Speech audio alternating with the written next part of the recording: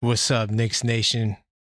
Yes, there's been some reports from some so-called credible people that the Knicks are the best team in the East. What say you? We'll also talk about free agency, the last couple of remaining spots.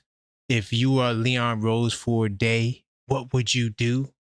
Yabu Sally was currently on the Roommates podcast. Didn't really give much, but if you want to discuss that, we can discuss that as well. Kevin McCullough Jr. and the rest of the young players, how will they fit in the upcoming season under Mike Brown and his depth chart? Listen, man, it's the call-up show. It's the off season. We got a lot to talk about, so let's get into it on tonight's show.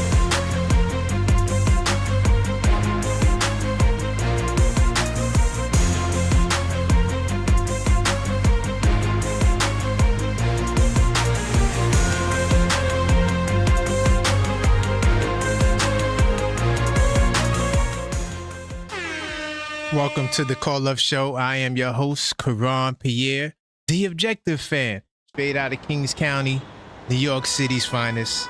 And you know the vibes, y'all. Listen, man, we got a nice show tonight.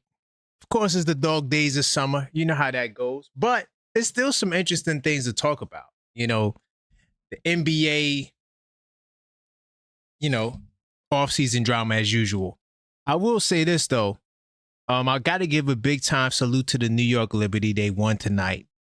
They had a big game against Phoenix Mercury. They were down early, and they came back. So I got to give the girls a salute. I was watching the game. Almost wore the hat tonight, but the hat is right here. I didn't wear it tonight. You know what I'm saying? Almost. What else?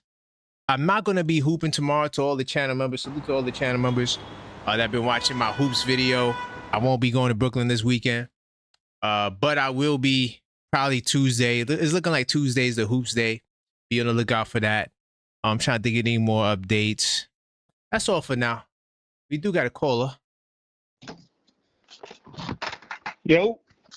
Hello, caller. State your name. Where you calling from? All right, that's Yuri. Hello, caller. State your name. Where you calling from? This is Yuri. Can you hear me? The stamp phone likes to act up on me sometimes. Yes, I could.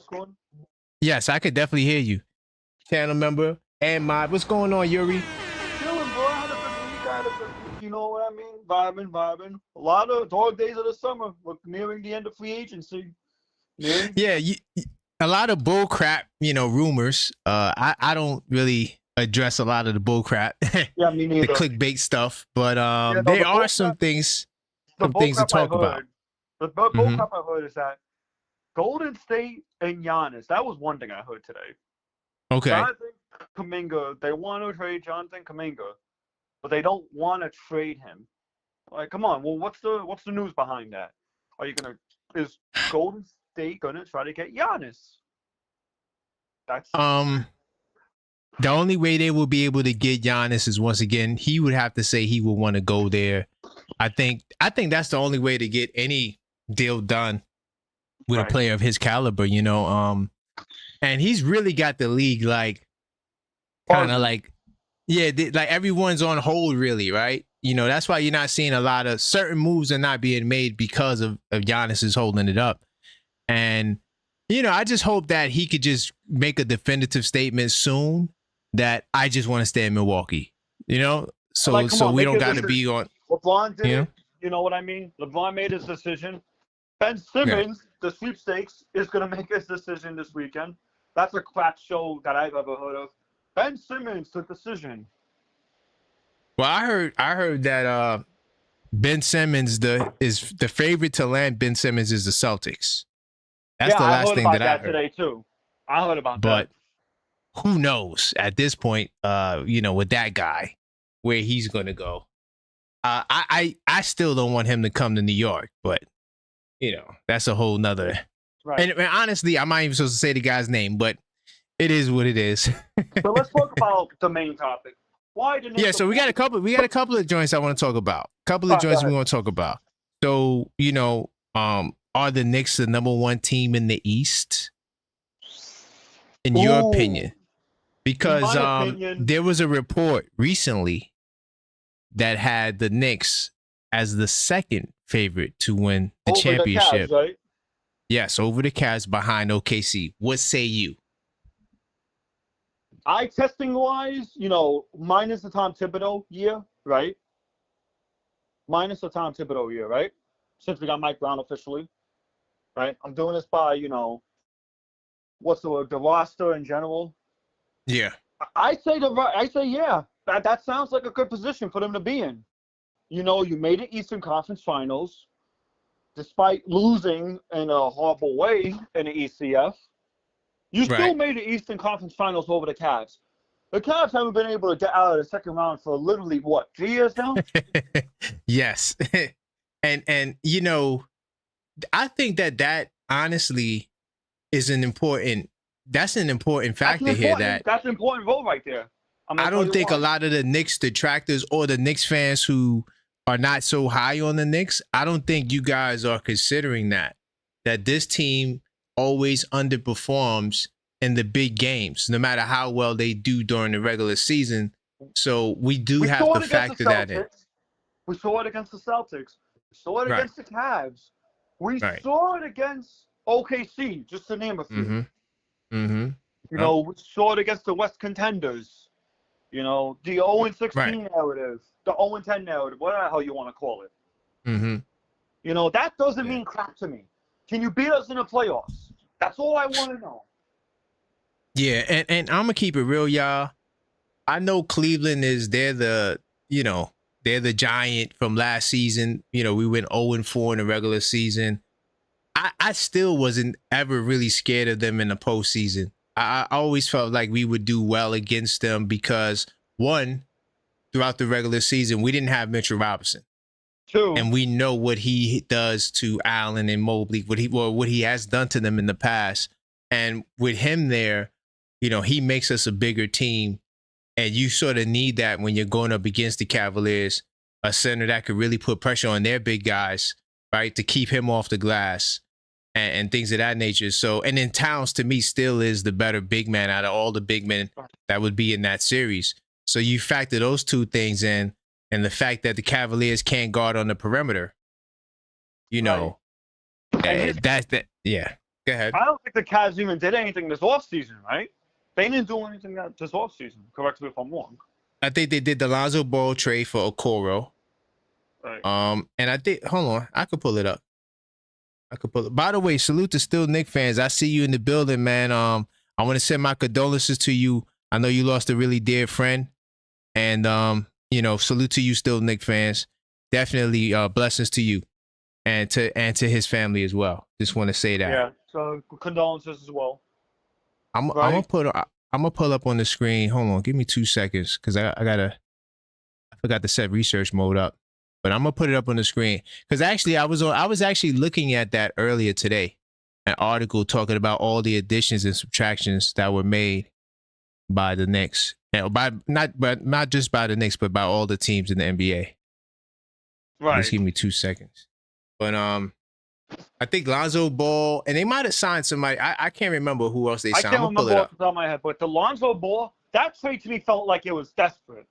Oh, no. They do got Tyrese Proctor. Salute to Tyrese Proctor, my man from Duke. I know y'all don't like to hear that.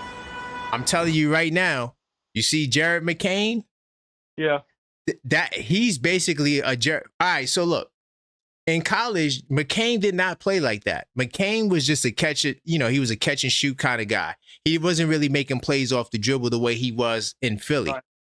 Tyrese Proctor, that's what he does. Tyrese Proctor is a guy, he was the main ball handler, and he was creating his own shot off the dribble. So he's going to be a factor. I think he's going to do well for Cleveland. I know y'all don't want to hear that, but I think he's Rookie of the Year. No. He's not going to be. Cooper's going to be Rookie of the Year, but I do think Tyrese Proctor is, trust me, he's solid, y'all. Yeah. He's solid. He can shoot the ball. Cavs got a good one. That was a good pick. That definitely was a good pick. I think all 5 Duke guys are going to be solid. I'm not just saying that because they went to Duke. I think they all got really good upside. And Tyrese Proctor, he's a bona fide shooter. Like, that's what he can do. I did talk to some Cavs fans today. They think Kenny Atkinson's in a hot seat. Why did they say that? Because of the regular season, right? Okay. Getting the number 1 seed in the East last year, and you make it to the second round of the playoffs. Right. Now, here's the thing. We've seen J.B. Bickerstaff get fired from the Cavaliers as well. I still think that was a dumb decision on their part. You know? Well, I mean, isn't that the same move we made with Tibbs, technically? technically. Yeah, technically. So, okay, look, I got it on the screen, though, Yuri. They re-signed Sam Merrill. They got Lonzo Ball in the trade for Isaac Okoro. Right. And they also signed Larry Nance Jr., which I guess is a solid signing, but it's not. I'm not scared of Larry Nance Jr. and Lonzo Ball, a dude that hasn't really played much. They lost Okoro. They lost Ty. To me, losing Ty Jerome is the best player on this list. So that to me says they lost more than what they gained. And the only reason why I'm saying Ty Jerome's better than Lonzo Ball is only because, you know, Lonzo hasn't been available the last couple of years due to injury. So he has to show me that he can play a significant amount of games. If Lonzo can stay healthy, that they win the trade. Easy. They win the trade. Yeah, if he can stay just by default, because, you know, Isaac Okoro is just a defensive player. But Ty Jerome, that loss to me, which I don't understand, because Ty Jerome pretty much got the same type of contract that Sam Merrill got. Maybe just one less year. Aren't they in the second apron as well, the Cavaliers? Or they just Yes, they are a second apron team. Yep, 100%. See? And their GM also got a big extension as well. Ooh. So, so when you say coach on the hot seat, I think that if they do get bumped in the second round again, like they always do, I can't even say always do, because they lost in the first round to us 3 years ago. But if they lose this year in the second round, it could put Atkinson on the hot seat, not necessarily fire. Hot seat. Hot seat for sure. Yeah. Hot seat. Because Tibbs was on a hot seat this year with all those reports that we heard the beginning of the summer. Right? And another reason why I think the Knicks are poised to dominate the East is no Tyrese Halliburton. There's no Jason Tatum. Indiana is not a contending team anymore. Boston's definitely not a damn near contending team anymore. But I'm just going to put them there to go into the playoffs anyway, because they're pesky like that. Right. I'm not underestimating them. And I got the standings on the screen here. You know, we got, from, like you said, Boston is done. Of course, the Cavs, they were number 1 seed. Indiana's pretty much cooked as well. Milwaukee Bucks, I mean, they lost Dame Lillard. They did get Turner. They're done.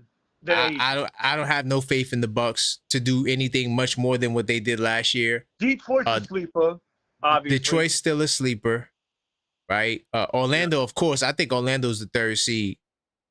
And I probably got the Hawks as the 4th seed for sure. 100%. Yeah, no. Hawks rebuild is actually complete if you think about it now. Yeah, we could actually put it up on the screen. That's why I'm glad I saw this website earlier, because it has all of the teams, all of the additions. You can see everything they added, everything they lost, right? So look at the Hawks additions. I think the Hawks are the dark horse right now, to tell you the truth. Look at this. Nicole Alexander-Walker, Luke Kennard. They got off the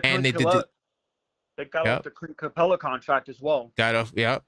They lost LeVert, who cares? Nicole Alexander-Walker is better than LeVert for sure, right? They lost Larry Nance Jr., right? But they did get KP. Lost Yang. Hey, but they did get Luke Kennard, another Duke Blue Devil. You know what I'm starting to realize? It's like, in order to have, like, if you want to have a good team, you need a Duke Blue Devil that could play on your team. I think that's what it's. I'm sorry, y'all. I think that's just what it's looking like. Because when you go look at all these teams, you're going to see somebody from Duke that's going to play a pivotal role for their roster. Not to mention that Jalen Johnson also is a Duke Blue Devil who's their, point forward. So, the Hawks are going to be a problem. They're going to be healthy this year. You know damn well he wants to have a good year. Yeah, it's going to be interesting. I got the Orlando Magic number 3, Hawks number 4, and then Pacers number 5. who? I'm gonna Pacers 5 because I don't like underestimating them. Over the Bucks? I don't know. I don't know about that. Okay, what's your 1 seed? This is what I think. I think got the Knicks. Are number 1. I think Knicks are number 1. I think they got a good shot of getting number 1 in the East. Right. Who's going to be Cleveland? Mm-hmm. It's gonna be Orlando. Yep. Number 4 is going to be Detroit. I'm going to be nice and say Detroit. Oh, wow. Over the Hawks. Okay. Yeah. Number 5 is going to be the Hawks. Number 6 is going to be did I say the Pistons? No. Number 6, Pistons. No, you did. No, you said Pistons number 4. Didn't you say Pistons number 4? Yeah. Yeah. Okay. What about the Sixers, though? I think the Sixers are going to be in the top 6. I think the Sixers are going to be. I don't believe in Paul George, bro. I don't believe in Paul George and Joel. Yeah, but they also got the 3rd pick in the draft. They got Maxey. They got McCain coming back. They got some. Don't sleep on the Pistons, y'all. I'm sorry, on the Sixers, y'all. Don't sleep on them. They got some. Listen, George could not play. Okay, George gets hurt. We know that. Embiid, hopefully, the hope is he could at least play 50 games. But besides that, especially at the guard position, they got some ball players, y'all. They got dogs for sure. So I wouldn't be surprised if they fall in the top 6. I wouldn't be surprised if Toronto gets in the top 6 either. You know, I wouldn't be surprised with the talent they got. I mean, it's going to be interesting, but I definitely got the Knicks. Definitely, if we're not going to be the number 1 seed, we for certainly going to be the number 2 seed. By the way, guys, if you want to join the conversation, you can. 646-995-8389. This is the call-up show. I want to salute to Maxine for sending the super chats early. I do appreciate that, Maxine. So what's the next topic you got for me? And hold on, I'm gonna get to that in a second. I just want to salute to some people in the chat. You welcome still Knicks fans and HRM. I see you. He said I got the Pacers over the Bucks for sure. I don't know about it. I don't know why y'all think the Pacers over the Bucks. I don't know. My reason being is that they're still consistent. Even without Tyrese, they still got a good squad. They got. Then you factor in. Okay, go ahead. Then you factor in. But then you factor in, the loss to Miles Turner. Right. They got Jay Huff. Right. My dad, the OG Knicks fan, was like, "Who is that?" I said, "Well, you see, by you answering the question like that just shows me, yeah, where the Pacers are going to go this year." My second question I want to ask, right? Should we keep the starting lineup the same? Should we keep the starting lineup the same? This is the conversation I had with Mike from PA. Salute Mike to PA and salute Knicks 25 to both of them. I had this conversation with both of them like a while back. Mike had a different take on it because he wanted to see it this time with Mike Brown, right? He wanted to see the same starting lineup with Mike Brown this time at the helm, right? I wanted to see Mitch in the starting lineup because Cat is not good defensively, but he's the best big man offensively, right? Facts. There's a reason why, Minnesota did the double big lineup, but the thing that I always tell people is Cat's position has always been the 5. Right. I honestly do believe Cat's a center. You get so much with Cat at the center position. You can go 5 out with Cat. You can have Cat shoot threes. You can have Cat. But Yuri, who started the narrative that Towns wasn't the center? That's all I want to know. Could you point me to the guy who said that Towns wasn't the 5? I just want to know who started it because I hear everyone saying that, and it just sounds like they're repeating it from the same voice, whoever that voice is. I don't know who that is. I don't remember who that was, and I'm not gonna put names on because I don't want to smoke right now. So I'm being merciful with y'all. Okay. I'm just curious because people are saying it like it's true. I think it started on ESPN. Possibly, yeah, possibly. I mean, I remember actually when Towns first got traded to the Knicks, I did a video responding to Gil's Arena. And I was breaking down. started that. I think Gil started that. Possibly it was them, but you know, Towns is his 5. His best years of his career is at the 5, right?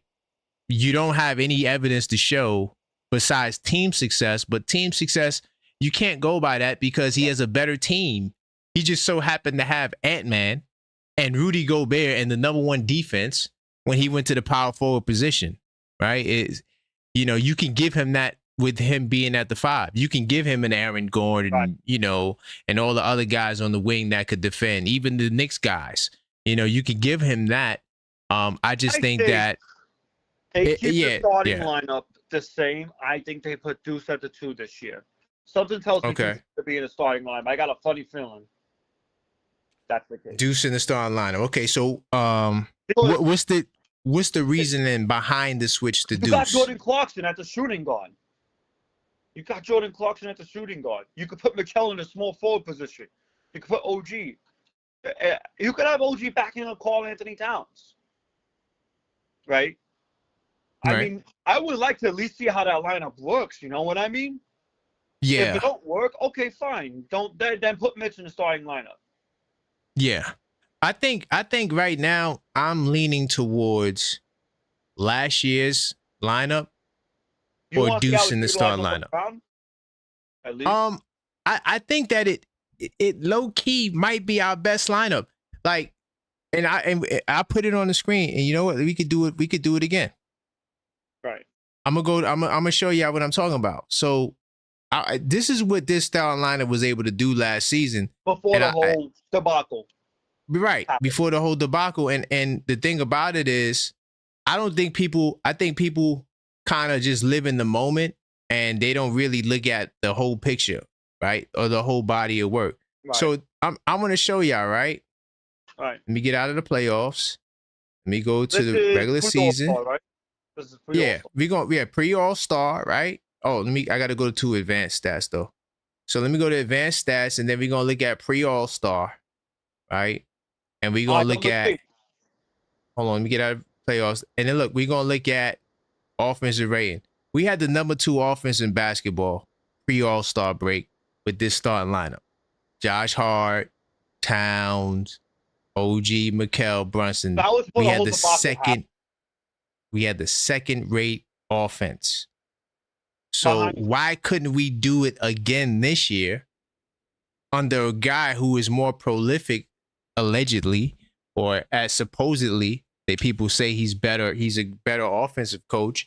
Why not keep the same lineup so we can do a lot better offensively? But this is what we did last year with Coach Tibbs, who's a defensive guy, according to many people, right? Who doesn't know much about offense.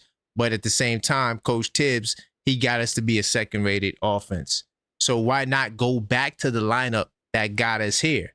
I don't understand why that's not. Oh, no, the defense was terrible.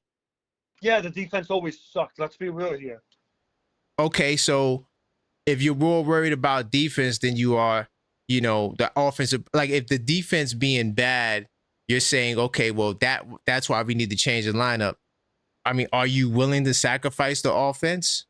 Or maybe the other tweak would be Deuce, because we know Deuce can guard the point guards defensively. We hadn't seen that lineup with Mikal off the ball, right? We hadn't seen that guarding, like, you know, the small forwards, the 2 guards, right? We hadn't seen it. So maybe that's what we need to try. Maybe Deuce is the guy to come in. I don't like Clarkson starting only because he can't defend. Now, if you're going to start Clarkson, though, then, and you're going to say screw defense, then it is what it is. If you want to just be a run and gun team, maybe that might work. I don't know. But I don't like Clarkson defensively. I think having 2 guards that are liabilities on defense, I think that might be a recipe. It might be a recipe for that disaster, but who knows? Right. I think it's a good conversation to have, considering we are, almost 2 months away from the NBA season now. Right. And I'm going to be respectful of Mike Brown. Mike Brown's got a lot on his plate to figure out this year. You know? Yeah.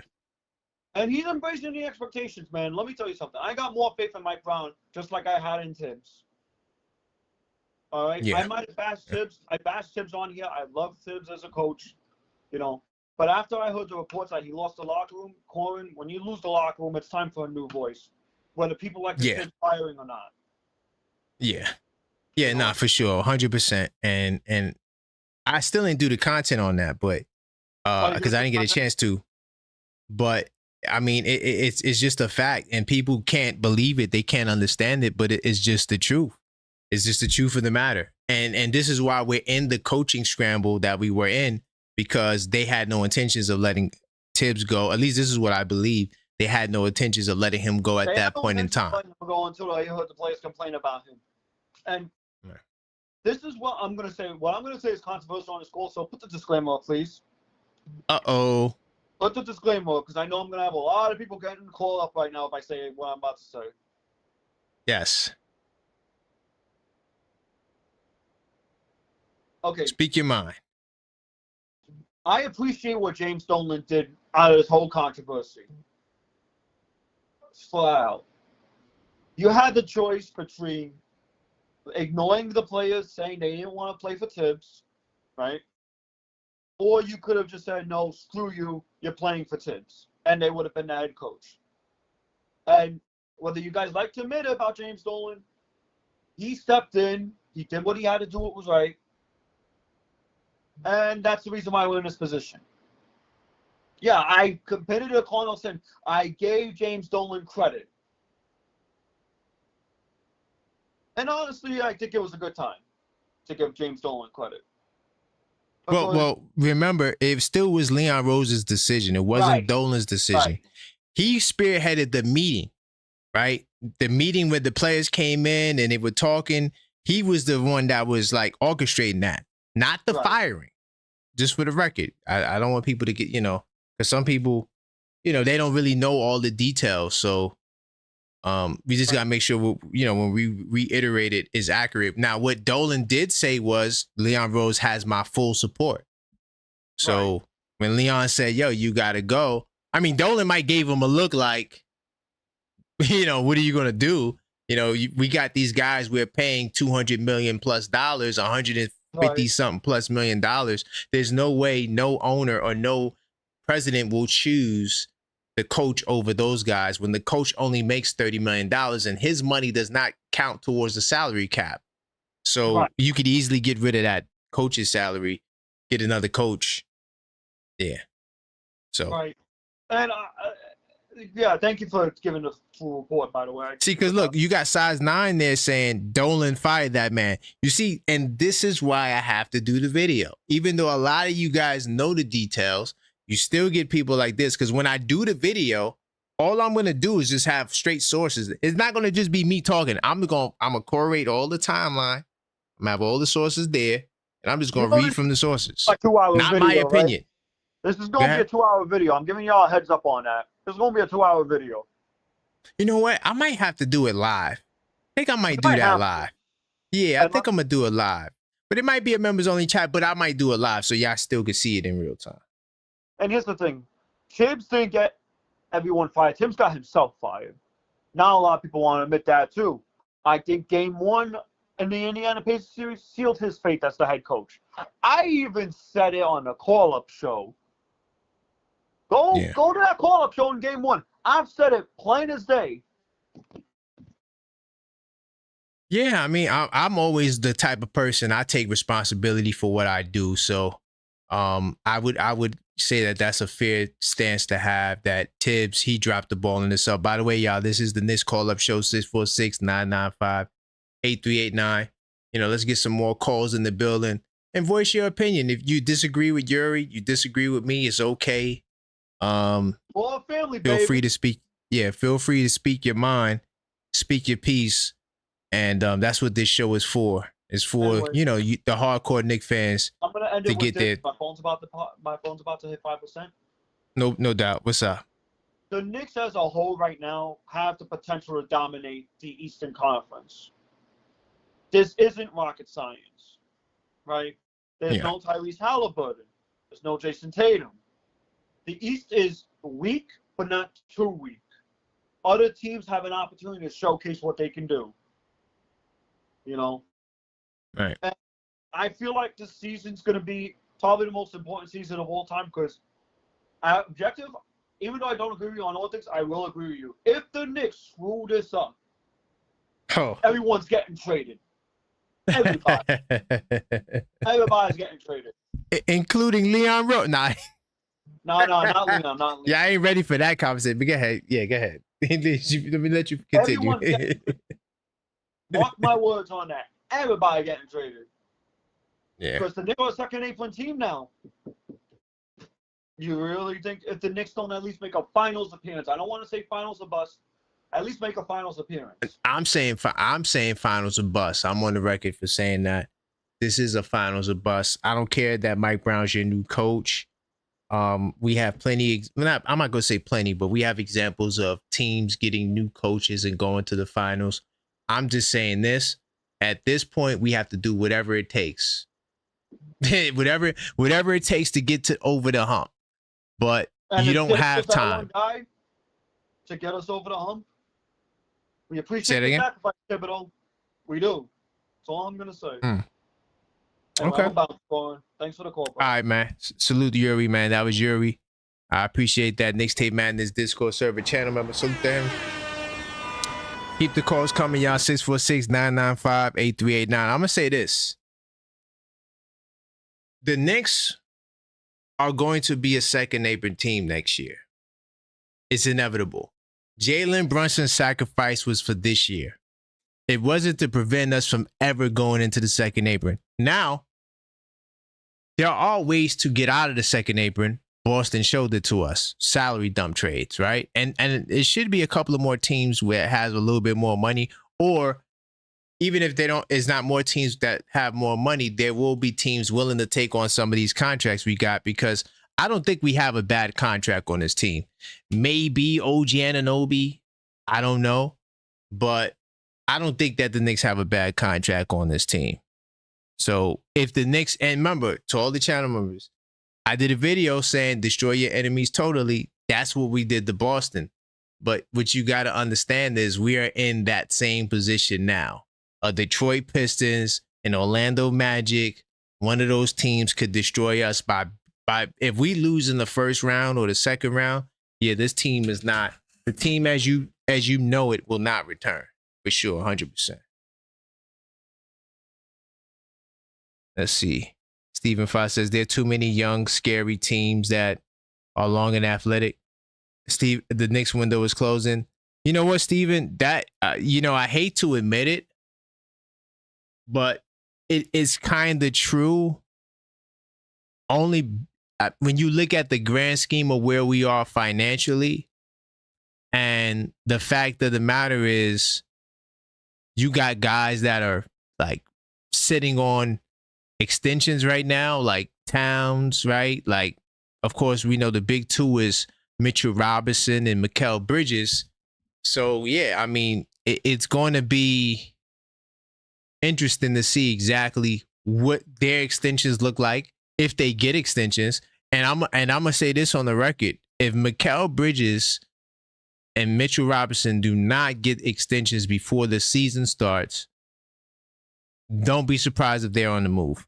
You know that Leon Rose does not go into seasons where his core guys are not on long-term deals. We've seen it with Julius Randle. We've seen it with Emmanuel Quickley. We've seen it with all those guys, Obi Toppin, Quentin Grimes, all those guys who didn't have their deals, mapped out, all got traded. And even RJ got traded even after he had the extension. So RJ never got paid, right?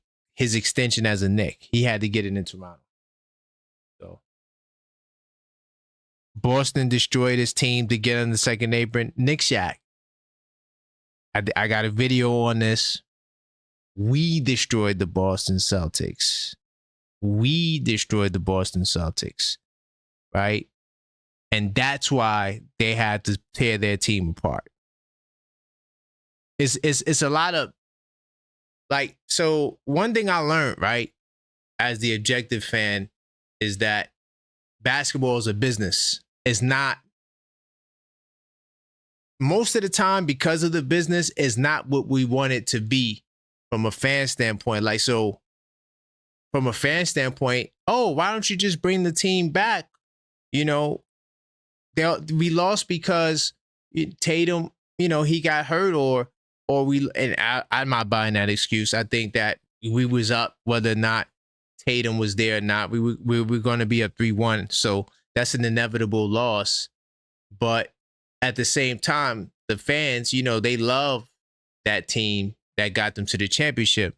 But the business of basketball says dismantle it. Why? Because you had an owner that spent the record-setting $6 billion to buy the Boston Celtics. That was before the Lakers got the $10 billion.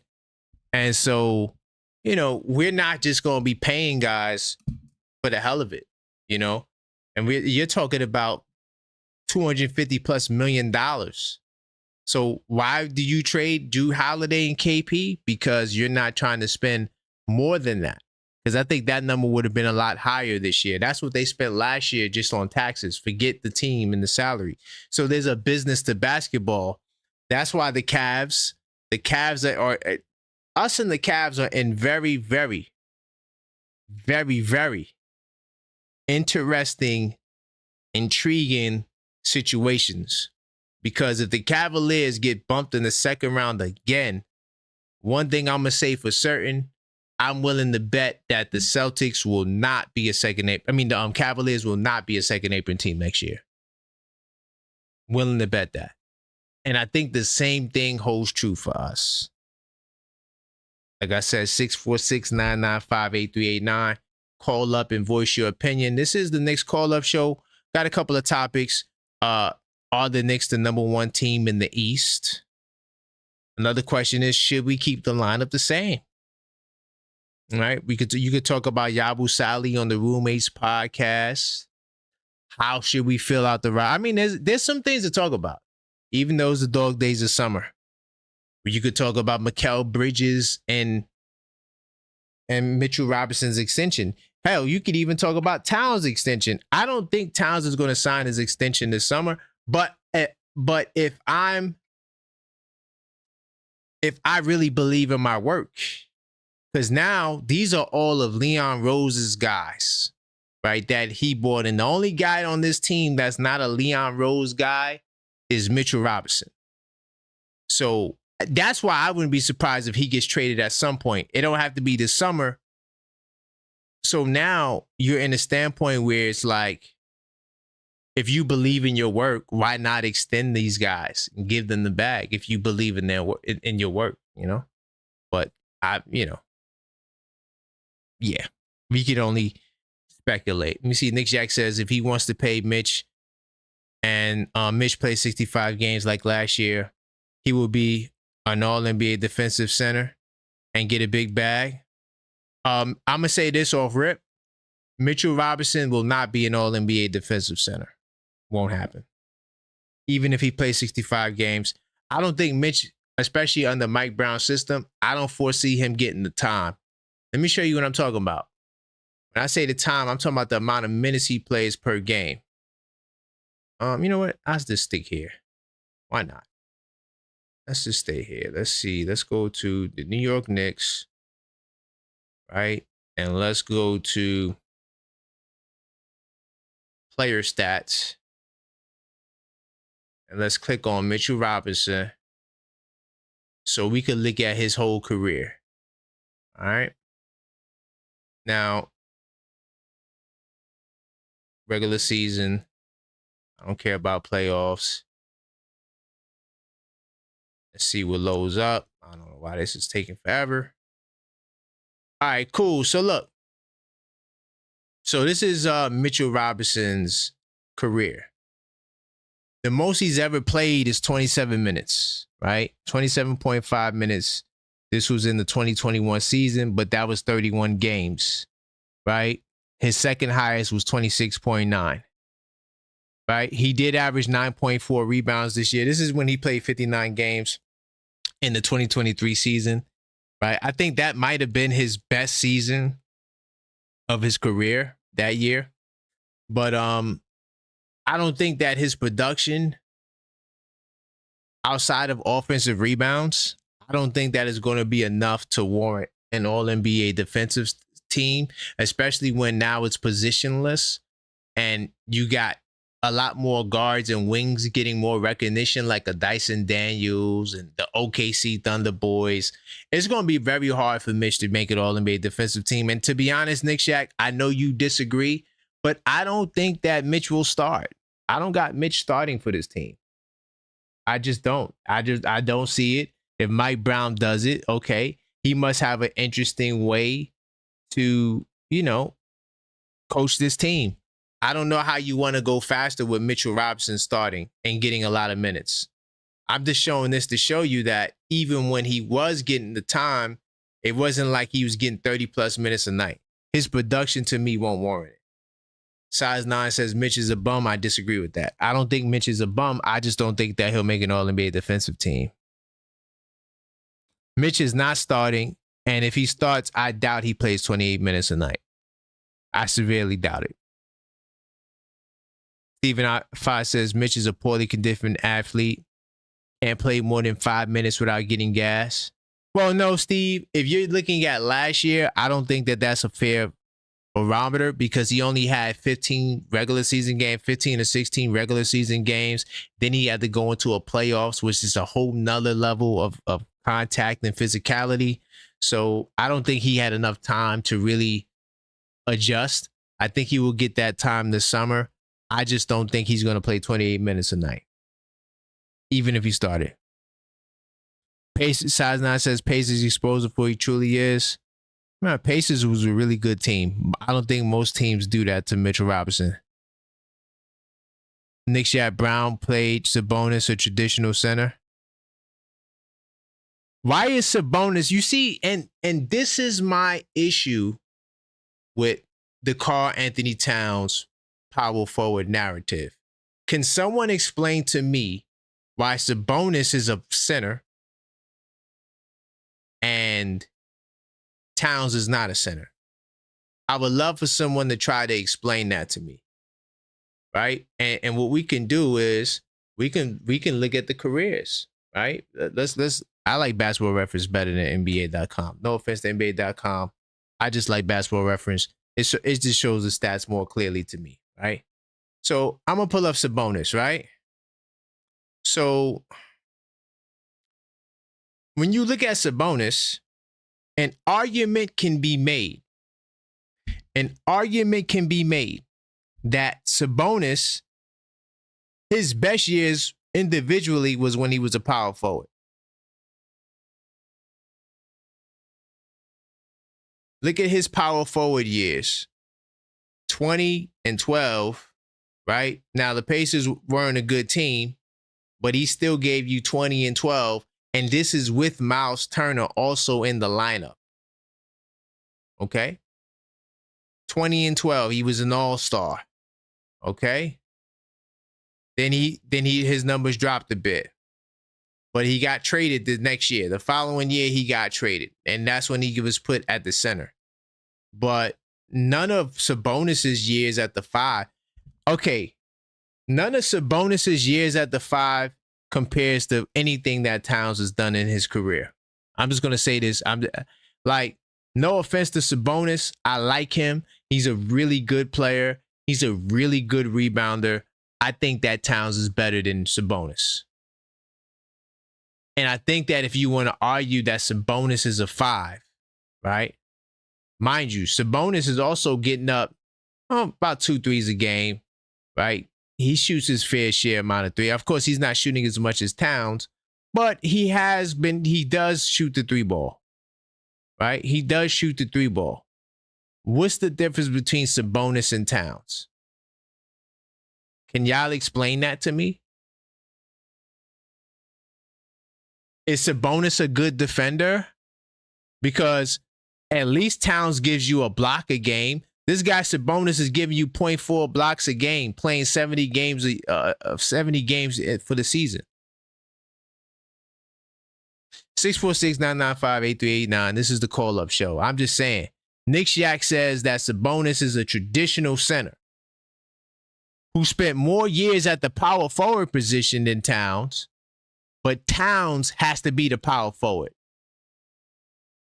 I don't I don't get it. And then when we pull up Towns, right? Let's pull up Towns. When we pull up Towns, right? You're going to see that Towns has always been a center for his entire career. He played power forward twice, and that was because Rudy Gobert got there. But Towns is a way better player than Sabonis. I'm not going to say way better. I'm just going to say better because I like Sabonis. I don't want to take a shot at Sabonis. But when you look at Towns' career, his best years is at the 5. I'm tired of going through this. I go through this every week. People want to talk about Sabonis is a real center and Jokic is a real center. And then I ask him, what's the difference between Sabonis and Jokic and Towns? And I just watch y'all scram because you don't have an explanation for it.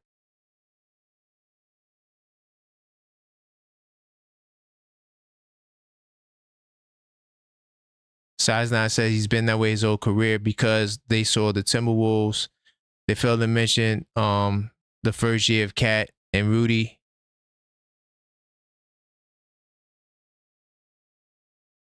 Cat is a 5 on a lottery team. So what was Sabonis? Sabonis was a 4. And then he went to the 5. Sabonis was a 4 most of his years.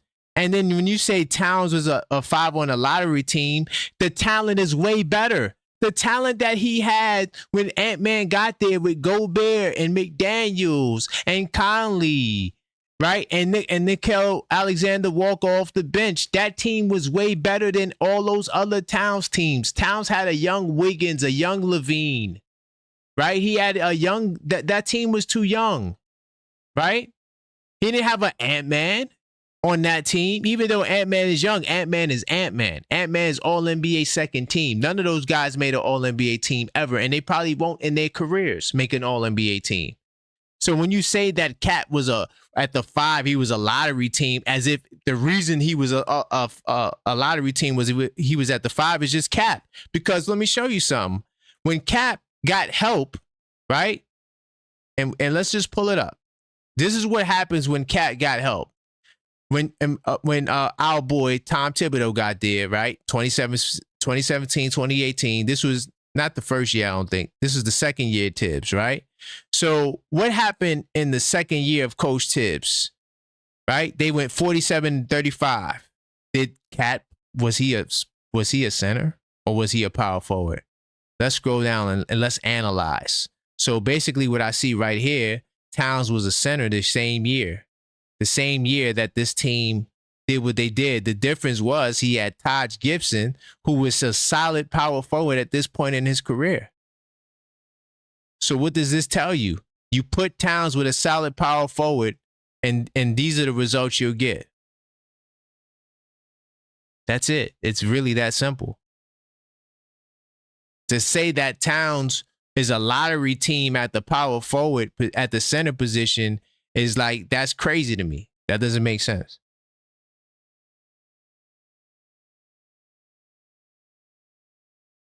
Mitch had Alfred Payton and Burks. Mitch had Julius Randle. Which, by the way, if Julius Randle was on any of these teams, Julius Randle would be the second best player, or it would be an argument between Julius Randle and Towns, right? Right? I'm not talking about Julius Randle the year. I'm talking about the caliber of talent of Julius Randle at his height, right? So just to kind of rebut with it, what this guy's saying in the chat. Because when Mitch had Alfred Payton and Burks, he had an all-star caliber Julius Randle. That's the point I'm trying to say. Hopefully that makes sense. Stephen Fox says Sabonis is a better comparison to Randle than the Cat. Sabonis was a power forward. You know, he became a center. It is what it is. I don't know. But call up guys, 646-995-8389. I know it's been a minute since we've been on a Friday on the call up show. But call up show is back, y'all. Oh, also, the birthday stream was crazy last week. Oh my God. Got into a huge debate with Knicks 100 over Mike Brown. because he was trying to stun on Mike Brown, like, oh, what happened to Mike Brown's last year in Cleveland? And we had to really investigate that. And we saw that Mike Brown took a team that was terrible and made them win 11 to 9 to 10 more games than they won the previous year.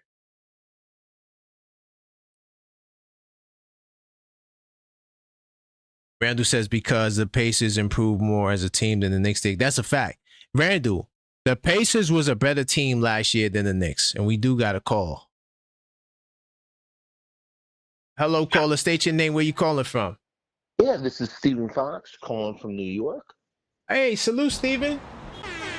You can call me Foxy.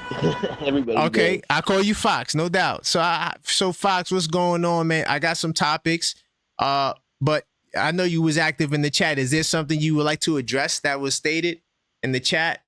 No, I was going to bring up that I have much bigger expectations of Brunson this year. Okay, let's talk about it.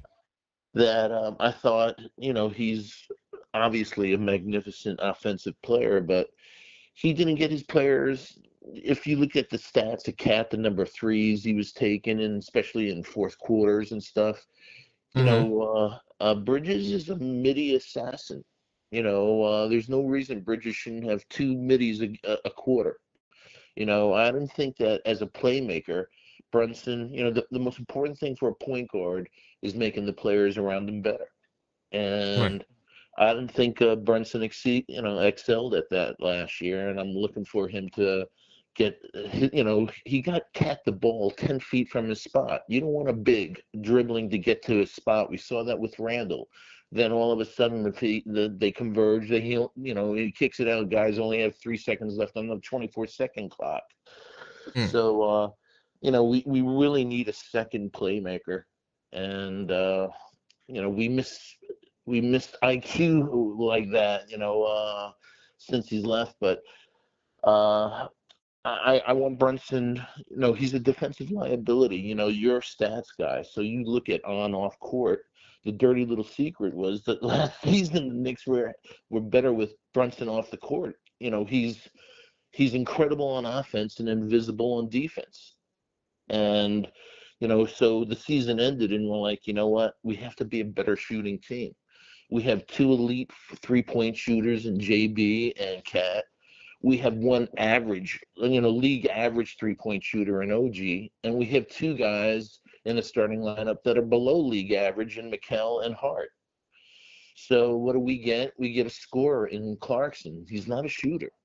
So and we get Yabu, and who's a good motor, has a great motor, but I mentioned it earlier that I'm not a big Precious Achua fan, but just keeping it real, Precious is probably, if you take a step back, he's a better defender than Yabu, a better rim protector, a better shot blocker, and probably more versatile or agile on the perimeter because of his size. Yabu's a tank.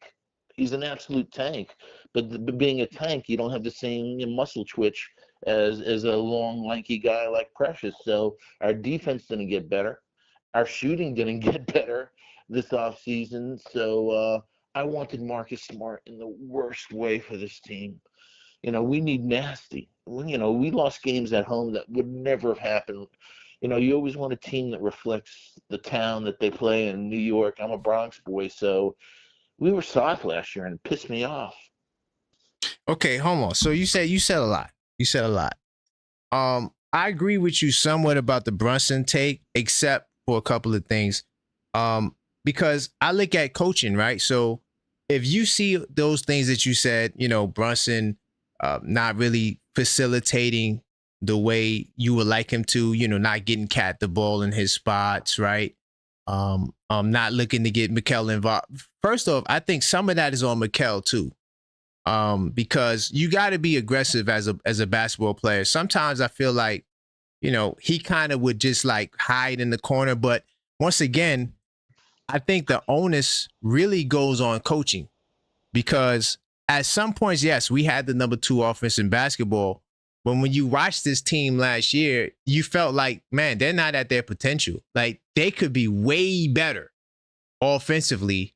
At least that's how I felt. I'm like, Well, man, they don't run enough pick and roll with Towns and Brunson, right? You don't see a lot of other creative actions. Like you want Mikal to get more shots, more mid-range shots, then run some mid-range curls like you used to see exactly. Rip Hamilton used to come off, right? Exactly. I mean, so I'm hoping that Mike Brown can fix a lot of those things. But here's the thing too, I wanted to agree with you that I desperately feel like we need another playmaker on the floor for sure, right? And because I don't think that Brunson as your primary scorer, right, should be the only one that can do what he does. Yeah, run Because, it through Cat.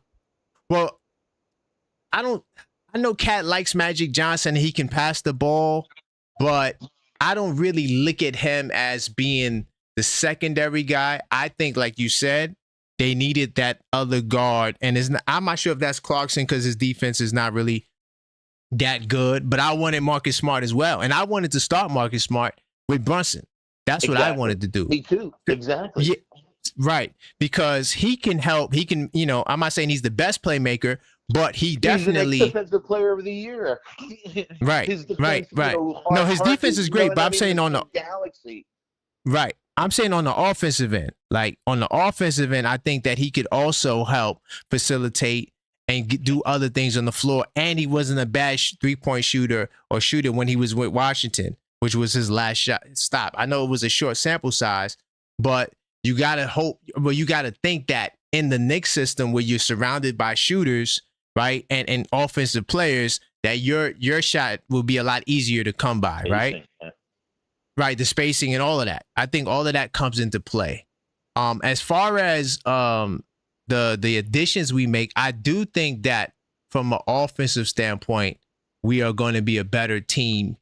I'm just hoping that secondary, I'm hoping that Brown goes with a guard in the starting lineup. Let's say you want to take Hart out of there. I'm hoping that, Deuce or somebody can get it, or maybe they can make another move and you get another guard in there. And I think that that's the right tweak. Put Mikal at the 3. So that way he doesn't have to defend those point guards, because I don't think that that's his strong suit as well. And the last point I wanted to get on that you were saying, that because you kind of was a transition, but I wanted to make sure we touch on the first part of what you were saying.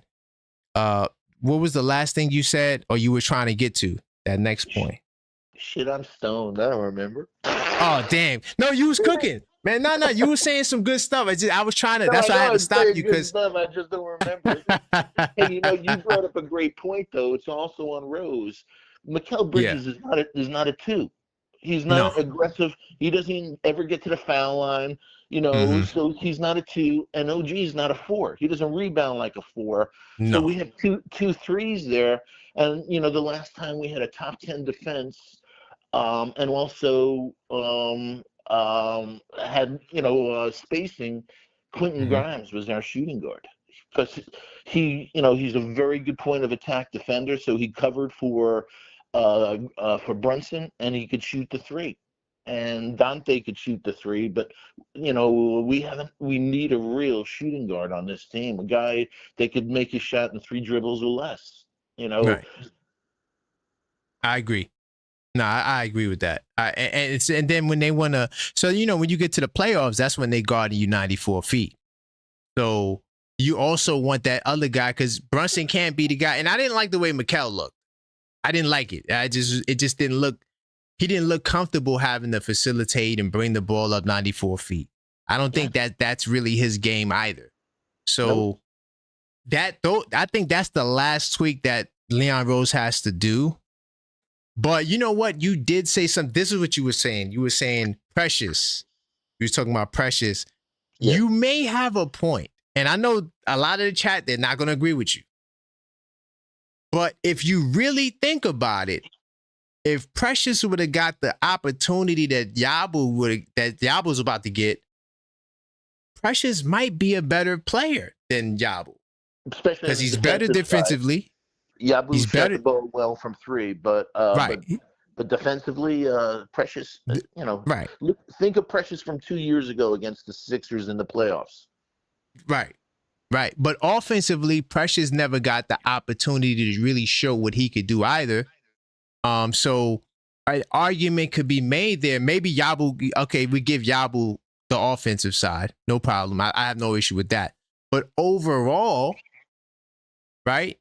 Because Tibbs kind of, and I did a video on it, and I was talking about, because I met someone who knows Precious, and he said this in April that he wasn't coming back to New York, and Tibbs, he was upset with the way Tibbs was not utilizing him and others off the bench. And it's funny, the same thing he said is the same thing that was reported that they told Dolan about him not playing the bench guys. Yeah, so exit interviews and stuff. At the exit interviews. So, that honestly is a really interesting take. So with all of that said, Fox, do you consider us to be the number one team in the East? Where do you have us standing with everything that you were breaking down right now? No. At least it's not over yet, but right now. Hey, we beat a Detroit team without a Jaden Ivey. You got a Ron Hollins going into his second year as a top 5 pick. You saw what, and you brought up a great point in the playoffs. You saw what Brunson. You throw long Thompsons and stuff at him.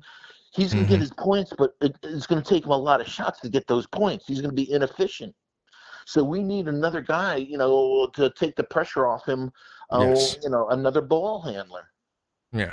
Deuce is a good defender for a 6'1" guy. He's not, he can't go against 6'5", 6'6" shooting guards and be considered a good on defense. He can't take a guy at 6'1". If you can't take a guy off the ball, he can't create a shot that way. He's a good, 2 years ago he was a better 3-point shooter around, in the 40% range. Had an off season last year. But if Deuce doesn't pick it up, man, this should be the last year of Deuce, man. He was supposed to take over the IQ microwave. Yes. And he didn't do that. He failed. So now we got Jordan, but you brought up the great point. That's great, but Jordan don't play defense. No, yeah. That's why he's off the bench, because you can't have too many non-defender guys in the lineup for too long. Of course, you're going to see them together at points, but they can't spend like quarters together. I wouldn't put Brunson and Clarkson together for a whole quarter. I think that would be a nightmare, So, but I'm saying in the Eastern Conference this upcoming season, do you think that we will be the number one team in the East? No, I don't. Only because there's a lot of teams that I think they understand this current lineup. They'll make Hart shoot, they'll make others shoot, and they'll just throw. Every team has the 6'8", the 6'8" guy that's gonna be on Brunson nonstop. So I think they're gonna have a good year. But like I was saying earlier, man, the Hawks. People better not sleep on the Hawks. They got some serious wings on that team. And they just, Kennard, your boy, from Duke. Yep. Now they added shooting. They got KP for experience, but the kid the rookie last year. Then you have Daniels, who's a phenomenal defensive player. Mm-hmm. And then you have, I love Johnson. Incredible. Listen, and it's funny, right? It's like these Duke guys, because Duke is so talented, they don't play like that in college. Like Johnson did not play the way he plays in Atlanta. He did not play like that at Duke. The same way the kid at the 6, and so you're seeing other elements to these guys. And like you said, the Hawks I got them as a top 4 seed for sure. 100%. Yeah. 100%. And when you have those guys that can cover for Trey on the defensive side, Trey is a phenomenal offensive player, and he's a great playmaker. Look at his stats. So you surround him with that. You have Daniels. If Daniels gets a 3-point shot, oh, shit. Yeah. That's a real tough team. They're 2, 3, 4, even the 5, man. They're going to be playing D. And we saw Detroit last year. Orlando, that's my 3rd seed right there. They're going to be tough. Apollo is all world, man. Yeah. And they got length, and now you got a guy like Tyus Jones, who, at the point guard is going to bring some maturity there, and if Suggs could ever stay healthy, he's a dog, man. My question is, who is Brunson guarding against Nobody. Orlando? That's the problem. That's my question. That's why a little concerned about the Orlando matchup. That's like realistically, that's my only concern, but it's a realistic concern. Who is Brunson going to guard? Because normally you can hide him on somebody, but not against that team. You know what? Also, it scares me because of just being a student of history. Little guards don't age well in the NBA. He's had knee and foot and leg problems since Dallas. That shit adds up after a while. So, what I said earlier, there's a window. I think Brunson only has 2 more years of playing at an elite level. From a physicality standpoint, he's not a speed burner. He obviously has the best footwork we've ever seen, but that shit, we saw the Isaiah Thomases on Boston. We've seen a lot of the guys, they hit that 30 mark at that, they just get too many bangs. And so Brunson, he's scaring me, man, because if he goes down. Well, I mean, I think that would be the only thing to stifle his career. Because if he doesn't, like, if he's not plagued by injuries, I think Brunson could have a long career because of everything you just said. He's not an athletic guy like Isaiah Thomas with some speed and using his quickness, right? A lot of those guys, their athleticism goes, their career goes because they don't have the skills to keep themselves at a high level and be competitive. So, but if you're saying you don't think Brunson can hold up in terms of like his availability being hurt, that's a whole nother issue. And I hope that doesn't happen. But that's why I'm like, Brunson, I know he wants to be the captain and unselfish, but man, you got to get your money, because if the Knicks do not, I'm telling y'all right now, if the Knicks do not get past the second round, or we have a poor season showing, this roster will be blown up. There's no way you go into the Second Apron next year with a team that underperforms according to how you see it. Forget what the world thinks, right? They have high hopes. They're saying, championship, single pursuit is a championship. So you don't get that by going to the conference finals and then now getting bumped in the second round or bumped in the first. God forbid the first round. Oh my God, that'd be the worst thing ever. So that's why I think the window is closing. It has nothing really to do with them and their age and what everyone else is doing as far as being younger than us. I think it's more so the fact of the money and the business of basketball. And the fact of the matter is, I don't see Leon Rose keeping us in the Second Apron for a team that clearly cannot get over the hump. Even in the first year of Mike Brown, I don't think that excuse will justify $200 million in tax spending and all the other ramifications that comes with being that Second Apron team. Looking at the business model of teams like OKC and others, how they're doing it. We don't have those assets anymore. Came away from Mikal. Well, do you think if we traded Mikal, we can get back at least 4 picks? Do you think so? What? Do you think we could get 4 picks for Mikal? Fuck no. Yeah, we can't. No, just watch the language though. I'm sorry. We can get four picks for him, but they're second rounders. Exactly. Yo. So yeah, I mean, I want to be optimistic because I do think, like you said, we do have a good team. I don't think Leon Rose's job is done. So I do got a question, right? If you were Leon Rose for the day, what would be your next move? I think we touched on it. It's basically 2 moves. Either you get an old-fashioned 4 to cover for Cat, who's going to be a rebounder, shot blocker, rim protector to shore up our defense that way, or get a real shooting guard. That is going to be a second playmaker that can shoot the 3. The funny thing about it is that Brunson was never a is not a Tibbs point guard. D Rose, even somebody who can break down the defense, and as they converge, they kick it out. When was the last time you saw Brunson break down a defense and kick it out for a guy for the 3? You dribble,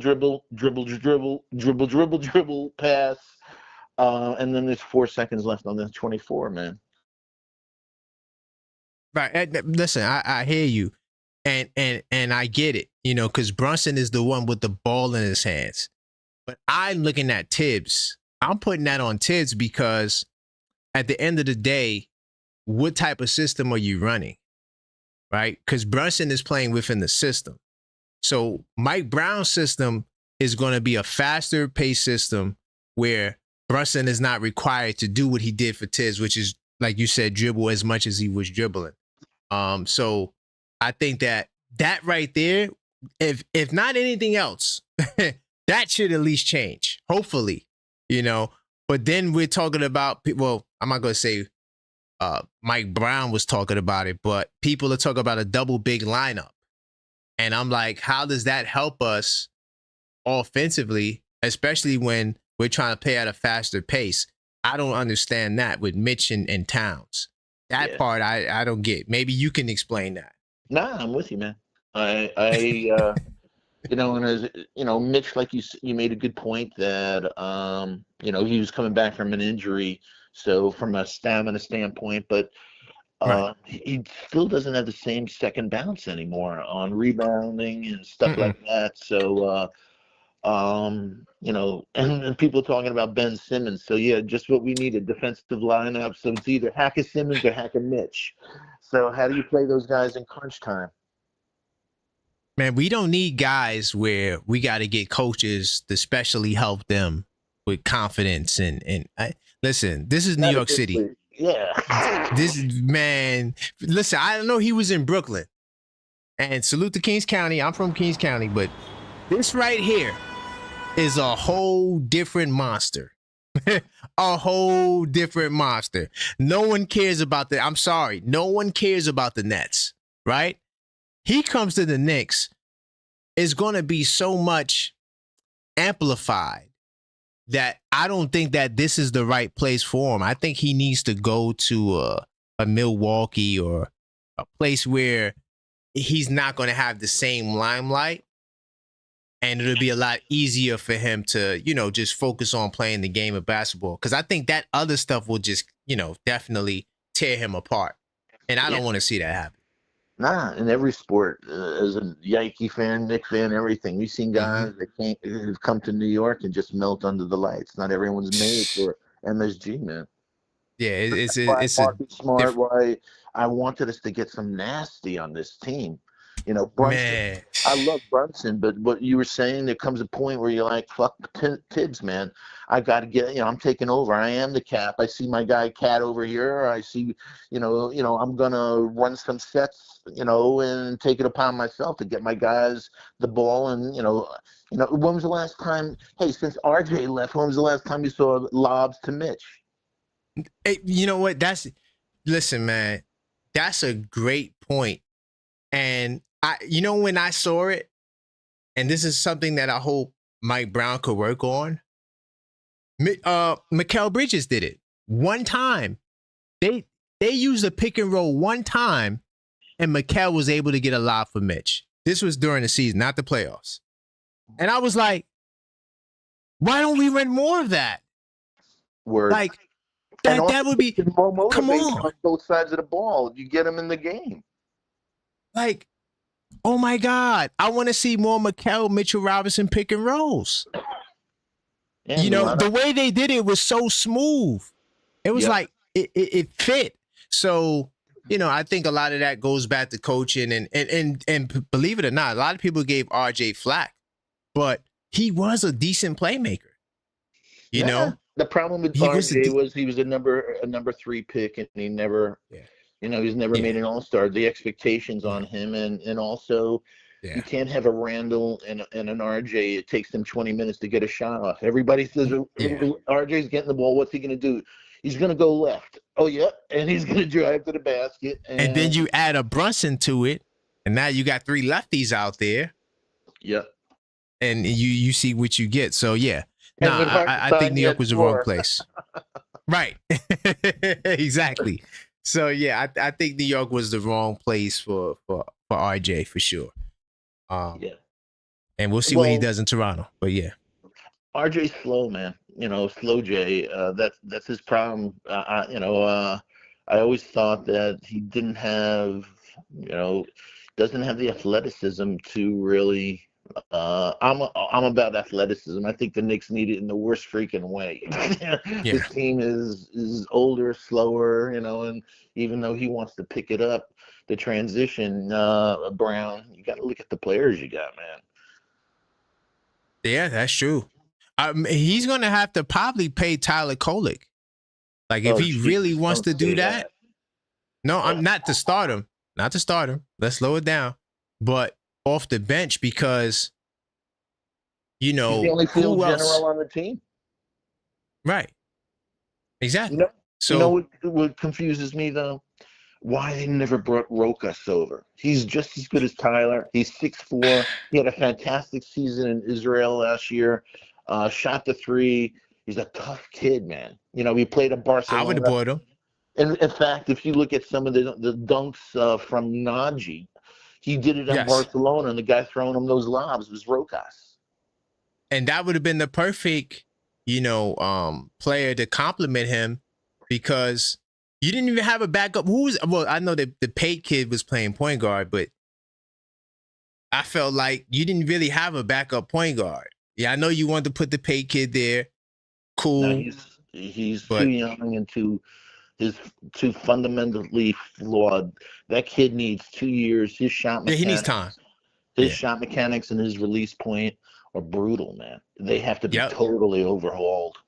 Size, he needs more size. He needs to get stronger. Yeah, but he has pretty much great measurables for 6'7", his wingspan, his size, and everything. But no, potential's there, but he still needs to get stronger. Yeah, 2-3 years away, and we've seen a lot of guys in this league with potential. So that's my problem with him. I think he thinks he's better than he really is. And I like him to be a little more humble. Yeah, and no worries, he will get humble. When you get to that G League, G League, boy, it's some grown men down there, man. Yeah, that want to get back to the dance. So they're going to be saying, yep. That's why I hate the G League. Why I think the G League has to go more like I just wrote up Barcelona. Everybody wants to get there. So nobody gets passes. They're not developing their game like you think they are in G League. But in Barcelona, they're playing for a championship. Get a different type of vibe down there where the guys play more of the sets of the actual team. You just, Westchester Knicks, man, that's ugly basketball, man. But everything's good. So, but I'll tell you what, man, we better put our best developers with Diawara. Oh yeah, Diawara. How you say Diawara? Diawara. Yeah, I like his game. I like his game. You can't teach 7'4" wingspan. He has a great motor. Obviously he's raw as hell, but he's 20. He's a baby, man. You put the right guys, and also you have OG, you have Mikal. You can see fundamentally he crosses his legs, so he needs a lot of fundamentals on defense. But he's also real hyper. He has a lot of unnecessary movement that, just calm down, son. And but yeah, man, there's a lot, but he did a jab step jumper in the summer league. That was sweet, man. Yes. And you see the kid has beautiful court vision. He made some plays that you have to have that in you. He stood out. He stood out to me because anytime I see somebody doing stuff differently from everyone else, that automatically is like a boom. Like, so when he got the rebound as a big man and he's dribbling the ball and then making a pass, like you said, for other people, that's stuff right there that you can't overlook that. Like, that is value. And honestly, out of all of those guys, he's probably the only one I would probably give a two-way to. Like, I'm saying that, of course, they're going to get two-way, but like, I feel like he's the most ready. You got to work on. He's a future piece. You have to have him. I wanted us to take Ryan Dunn in the draft, or Terrence Shannon, and we ended up taking Daddy. And I know he's a young kid, but I don't really see anything. When I look at somebody, I want to see if they have an elite skill. Ryan Dunn can't shoot, but he's an elite defender. So Yeah. that's Oh yeah. something that you build on. I just don't see anything elite with Dadier. And I think he'll be a good shooter. But I think he's just gonna be a role player at best. Yeah. What about McCullough Jr.? Can't shoot. Bill Bochan can't shoot. He's a 5 year. He was a fifth-year senior. McCullough. No. First 3 years at Yeah. Texas Tech, went to Kansas, and why did he stay 5 years in college? Because he couldn't shoot. He was working on his shot. So he has all the other intangibles. He's like a heart. A very good defensive player. Great fundamentals. Gets the ball. He's a smart player. So he's a coach's dream. But it's the NBA. If you can't shoot, you can't stay on the floor. There's guys like Thibault that we've seen that are serious defenders. But if you can't shoot, you're on 4 teams in 5 years. No, that's a fact. No, that's a fact. So Beauchamp's that's the what you same think shit. is holding him back. Yeah, that's what you think is holding back McCullough. So what would you do? Because he's not a rookie, so you can't give him the rookie minimum. He's at his ceiling. You got to move on and just say, hey, it was okay. He's in the 50s. When you draft anybody in the 50s, percentage-wise, they ain't gonna make it. They're gonna probably be here 2 years or less. And he's a good guy in practice and everything, but it's the NBA. We already have a Josh Hart that's afraid to shoot. That everyone shoot the So we don't need two guys like Beauchamp or McCullough. That's the same thing. That's he didn't shoot and he's gonna drive to the hole and wow, he got the shot blocked. This is the NBA. You can't get away with that stuff. Right. So. Right. So yeah, so Diawara, Dink is really raw, and I know the fans want him in a worse way, but that is like 2 to 3 years away, man. So Diawara is the only one that I see that can play in certain spots defensively where you could throw him in there. And but otherwise, from a young core-wise, Kolek can't play defense. He has great court vision. He'll play better with NBA players. You ball. So in summer league, the guys you can see they're in the wrong position. They don't know what the hell they're doing. And when you're a playmaker like Kolek, they're like, look at his turnovers. Look who he was playing with, man. But there's no, they were just blowing by him on defense, and that's non-NBA players. So Kolek, like you said, is a second team, really a third. To me, he's Ryan Arcidiacono all over again. But God, nah, he's better than Ryan, man. He's better than Ryan. Defense, it doesn't make a difference. I hear you. Ryan was a national champion, man. So no, but he ain't the playmaker that Kolek is. Not on the NBA level. Not at any levels. Kolek absolutely sees it, but Kolek doesn't like. You saw it in summer league. He doesn't like on-ball defenders. He doesn't like on-ball pressure.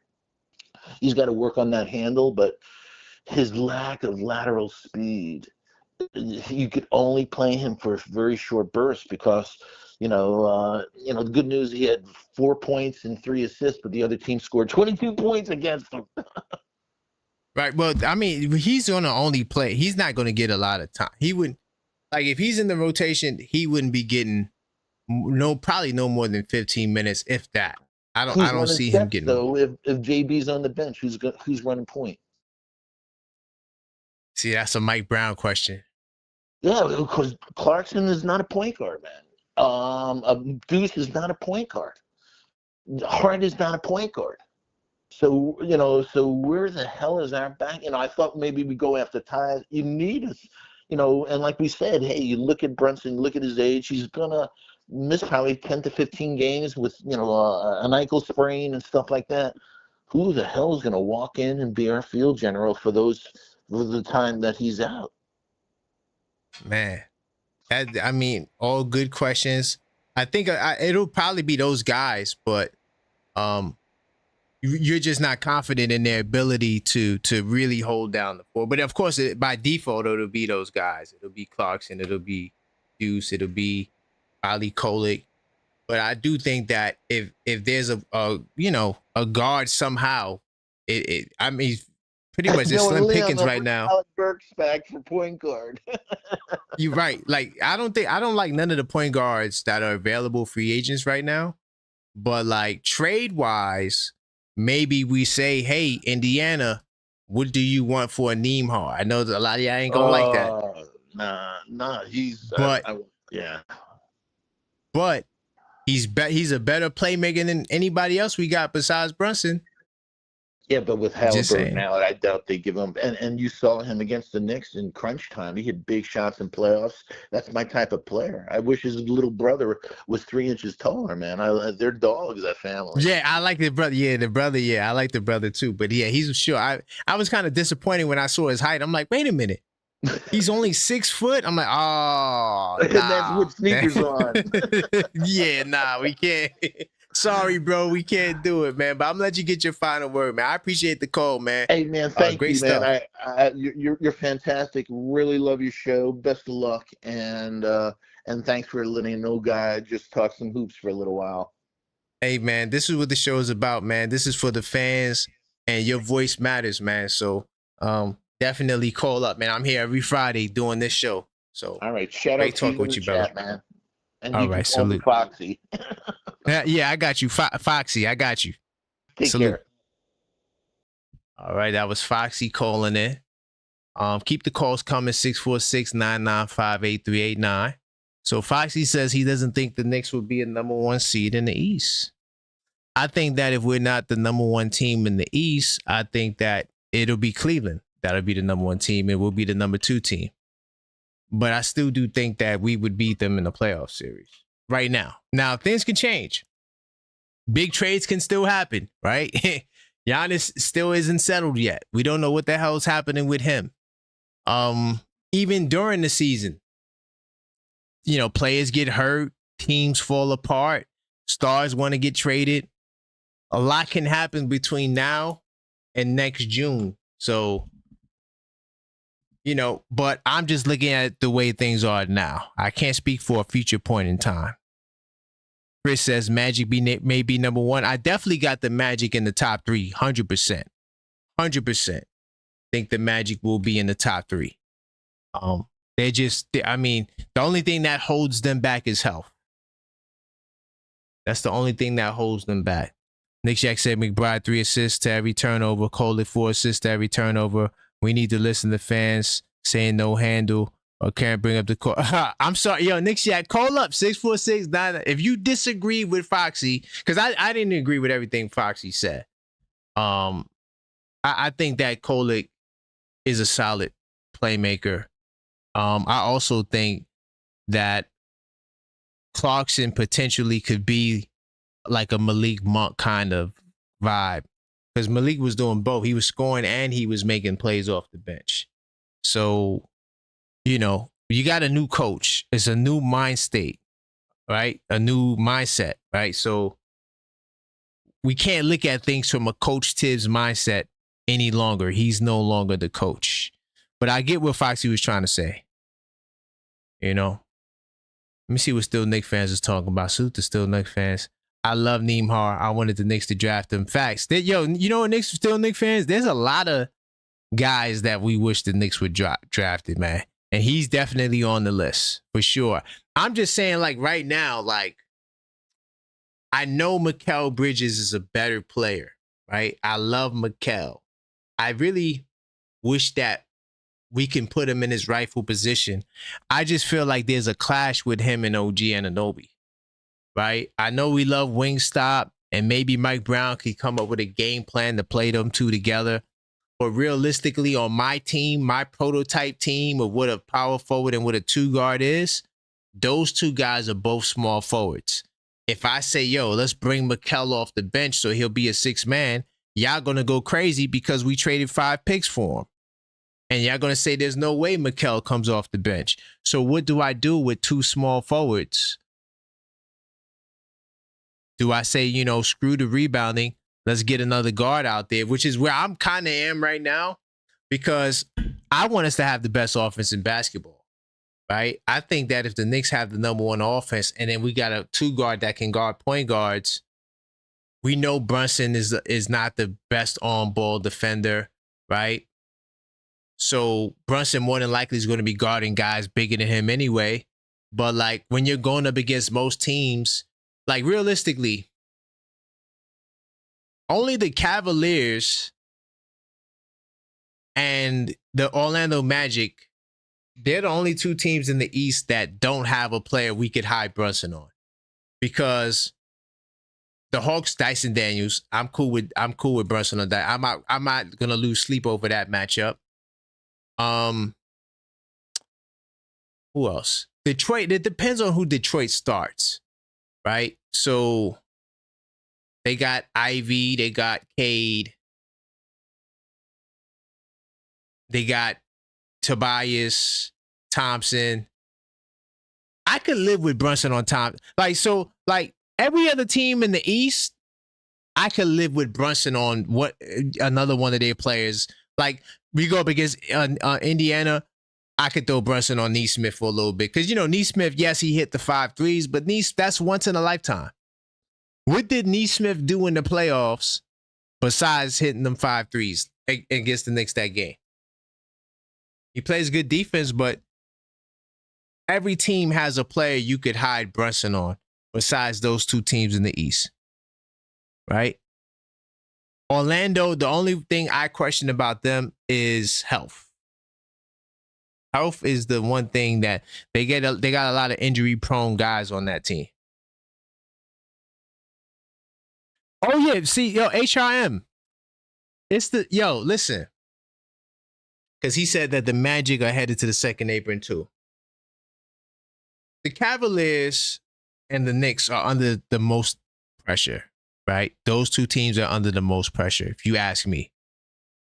The Magic would possibly be the third team because, yes, they're going to be in that apron. But the only difference with Orlando is that they got younger guys that they could move off of that I think easily, right? Like, hold on, let me show you what I'm talking about. I'm gonna go to Orlando. You know what? Let me do the Knicks search because I got it here. Okay, cool. Man, work more efficiently and faster. Let me show you what I'm talking about with the Magic real quickly. And by the way, keep the calls coming, 646-995-8389. This is the Knicks call-up show. We got a whole bunch of topics we talking about. This is your opportunity to voice your opinion. I know a lot of you guys in the chat don't agree with what's being said by callers, by other people in the chat. So just call up. So let me show you what I'm talking about, right? So I'm going to go to next season, right? Because HRM brought up a really great point that this is where they are. Definitely a second apron team next year, right? 100%. They only got 12 players and they're already over the second apron. Now, these guys are options. They could let these guys go, right? But at the same time, you still got to build a roster. So when you let guys go, you still got to add players, and those players cost money. So this is where they are, right? They're flirting, right, with the second apron status. So let's say the Orlando Magic get bumped in the first round next year, right? Not saying it's going to happen, but let's say it happens. I mean, they get bumped in the first round every year, so why wouldn't it happen next year? Yeah, that was a shot. Anyway, but look at the age of their guys. Like if they say, okay, the Paolo Banchero, this is hypothetically, if the Paolo Banchero and Franz Wagner duo is not working, we got to trade off of him. They're 25 years old. They're going to find someone to take this $41 million from each of those guys. How about Desmond Bane? He's 28 now. How many years he got left on his deal? I think this is probably why Memphis traded him. The same way how Memphis came off of him. Well, his deal is a little longer. It's a little longer. He's only 28. I think they could get off of that Bane. I think if they really needed to get off the Bane contract, I think they could. Hold on, but before I continue that, we got a special guest caller. Hello, caller. State your name. Where you calling from? Hey, this is Fritz. Take her on. Salute, Fritz, man. Great to have you on the show. NBA economy. Nick of time show. What's going on, my brother? I know there's might have been some things that caught your attention. So where you want to go tonight? Just on the Orlando thing, they're small market. They're small market team. They don't like paying, second apron. They don't like paying taxes. Facts. So they're gonna do whatever they can do to avoid it. Like I don't worry about them going to the second apron. Oh, okay. Like they'll So get even rid if of, they get to the finals, you still think they're gonna blow it up to get, or at least get below the second apron? they'll get below it. Like they got a lot of players they can get off of. Yeah, that's how I was going through the list. Baines, like all these guys are like in their 20s. I don't think they'll have a hard time coming up one of those contracts. Yeah, like Isaac. Right, Isaac.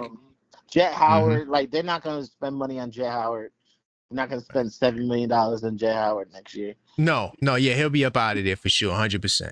Yeah, so they'll be okay. Like yeah, like they're real smart with how they spend money. Right. But we know one thing we know for certain, some of these young guys ain't gonna be there. That's one thing we know for certain because they gotta cut salary, right? So somebody not gonna be there. I don't know who, but we'll see. Yeah, absolutely. I think they may be. I don't see us as the number one team in the East. Okay, let's talk about it. Okay. So, all right. So, where do you see us? I mean, of course, this is all preliminary. It's still early. A lot can still happen. So, where do you see us this year? Yes. Y'all might be upset, but I might see us as third. Wow. Like for regular season. Okay. Yeah, of course. Yeah, playoffs is different. This is just like what happens before the big dance. This is, positioning. So, okay, so that means this is just me guessing. Cleveland and Orlando ahead of us? I'll put Oh, okay. I'll put Orlando. I'll put Atlanta. I think Atlanta? I think Atlanta might have a surprising season. I don't think it's gonna work in the playoffs, but I think it's a good regular season team. Regular season dream, okay. So Orlando, Atlanta, us. Okay. Cleveland. Now, what about Atlanta? Because I'm trying to think about Atlanta. Like, what about Atlanta? You give them a head up on us. Like, what puts them over the top in the regular season? Of course, this is not necessarily like going up against us, right? Because a lot of people think that if you say, "Oh, we're a lesser seed," that means we're a worse team. No, clearly that doesn't matter because in the end they went to the finals. So, in the regular season. Yeah, I think they just have an advantage every night. They're just gonna be such a big team, and like all big wings, and they added shooting, which they needed. Right, it's just a big team, huge team. Yep. I think they need a center, but like a real center. You don't think they got center? I think you don't think Goga or I'm sorry. I'm sorry. I'm thinking about Orlando. That's crazy. Hold on. Let me get off them. Let me go to the Hawks. That's why I was about to pull up their depth chart. You don't think Okongwu is a real center? A little small. Like I think he could do the job. Like he's a good rebounder, but if they can make they got assets. If they can make a trade for like a 7-foot center. They could. They definitely got the assets to do a trade. I want to also pull up the free agents too because I'm trying to see because they also got some space too. They got some space to sign some veteran. Definitely. They got $13 million in first apron space, so they just over the luxury tax. I'm not sure if they used their. Hold on, let me see. If they use their exceptions yet, but they can definitely sign whatever free agents is there too. So they don't just have to trade. Let's see. Oh no, they signed Kennard, so I'm assuming that's and then Nickel Alexander Walker, but that was a sign and trade. But I know they signed Kennard, so I'm pretty sure that's where their mid-level exception went. So they can only probably sign guys for the minimum. Yeah, because they can't go over the first apron. Right, and they're hard capped at that first apron. But they got what $13 million in space though. 11. Oh, 11, okay. Okay. Okay, It's showing 11. 13 on Sports Chat, but okay.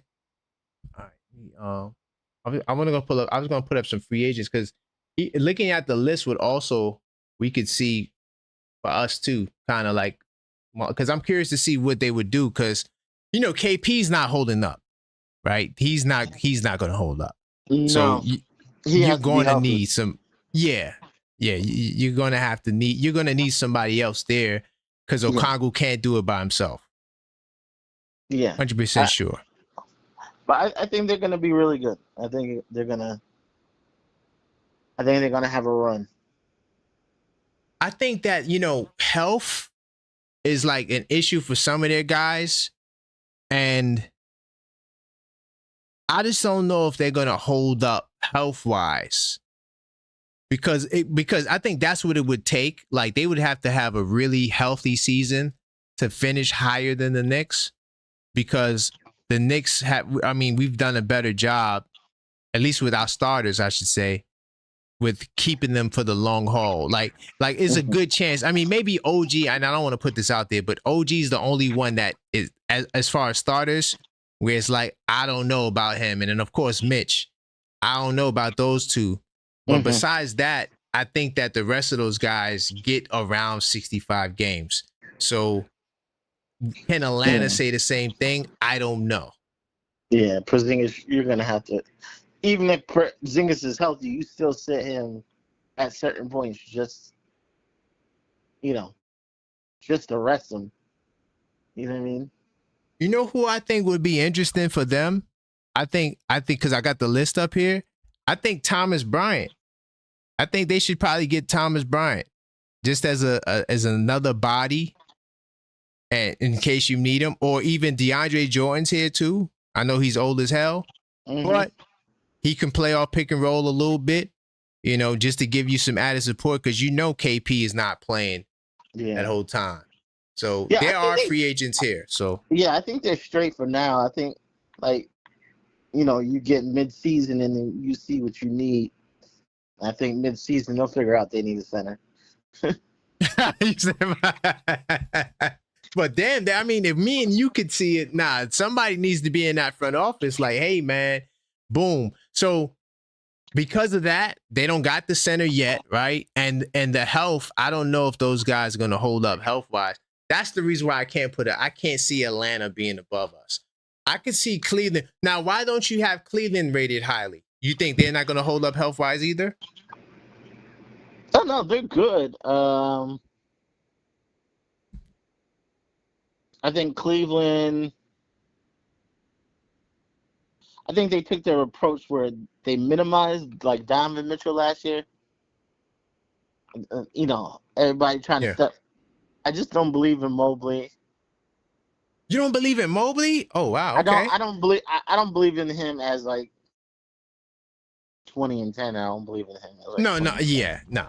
I don't think he's 20 and 10. No. Garland. Yeah. You would need players to step up. You need players to step up. Yeah. They do got my man from Duke. I know people get mad. I keep throwing the Duke references, but Tyrese Proctor is a problem. And I think that he's going to help give them a little I'm not saying he's as good as Ty Jerome. Let's not jump off the deep end, but he can give them a little bit of that energy. Yeah. He's a playmaking guard. I think they're just better when Donovan Mitchell is dominating. I think they're just better. Mitchell's like leading. No, I hear you. I agree. And because that one game they won, was that the game when Mitchell had like 40? That game they won against the Pacers? Can't remember, but yeah. So yeah, I mean, when Mitchell is dominant, they're definitely a tough team. He's coming off pick and roll, hitting his shots, getting to the line. Yeah, they're very scary.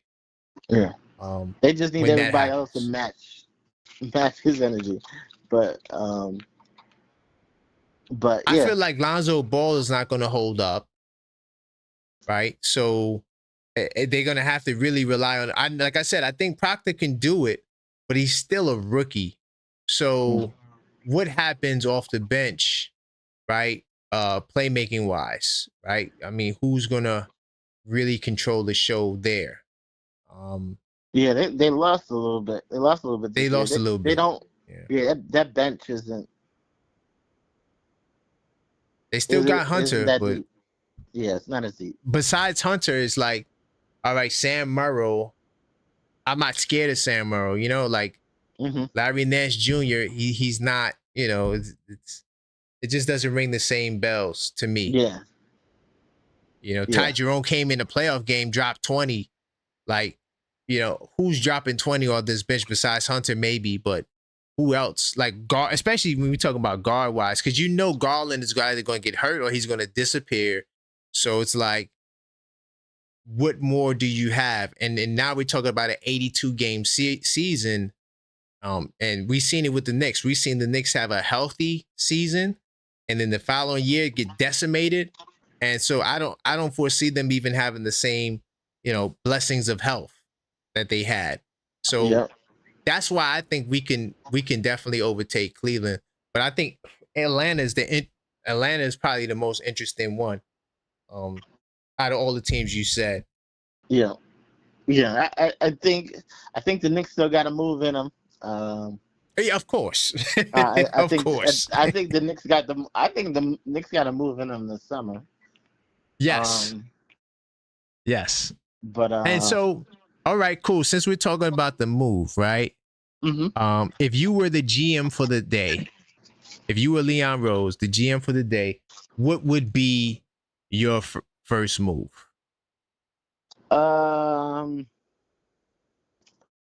I know people have been hating for me for saying it. If I can keep Mitchell Robinson, I would. Okay. I'd probably trade Kolek and Hug Oh, 40. okay. Oh, really? Okay. And if I can get in return, maybe a Dalton Connect. If I can get Dalton Connect in return. And You might could get that because the Lakers are desperately trying to move him. yeah. Plus, you know, once they traded him last year, he checked out. Right. Yeah. You know what I mean? 100%. So 100%. yeah, once you do that, you just gotta trade him because Get him out of there. Yeah.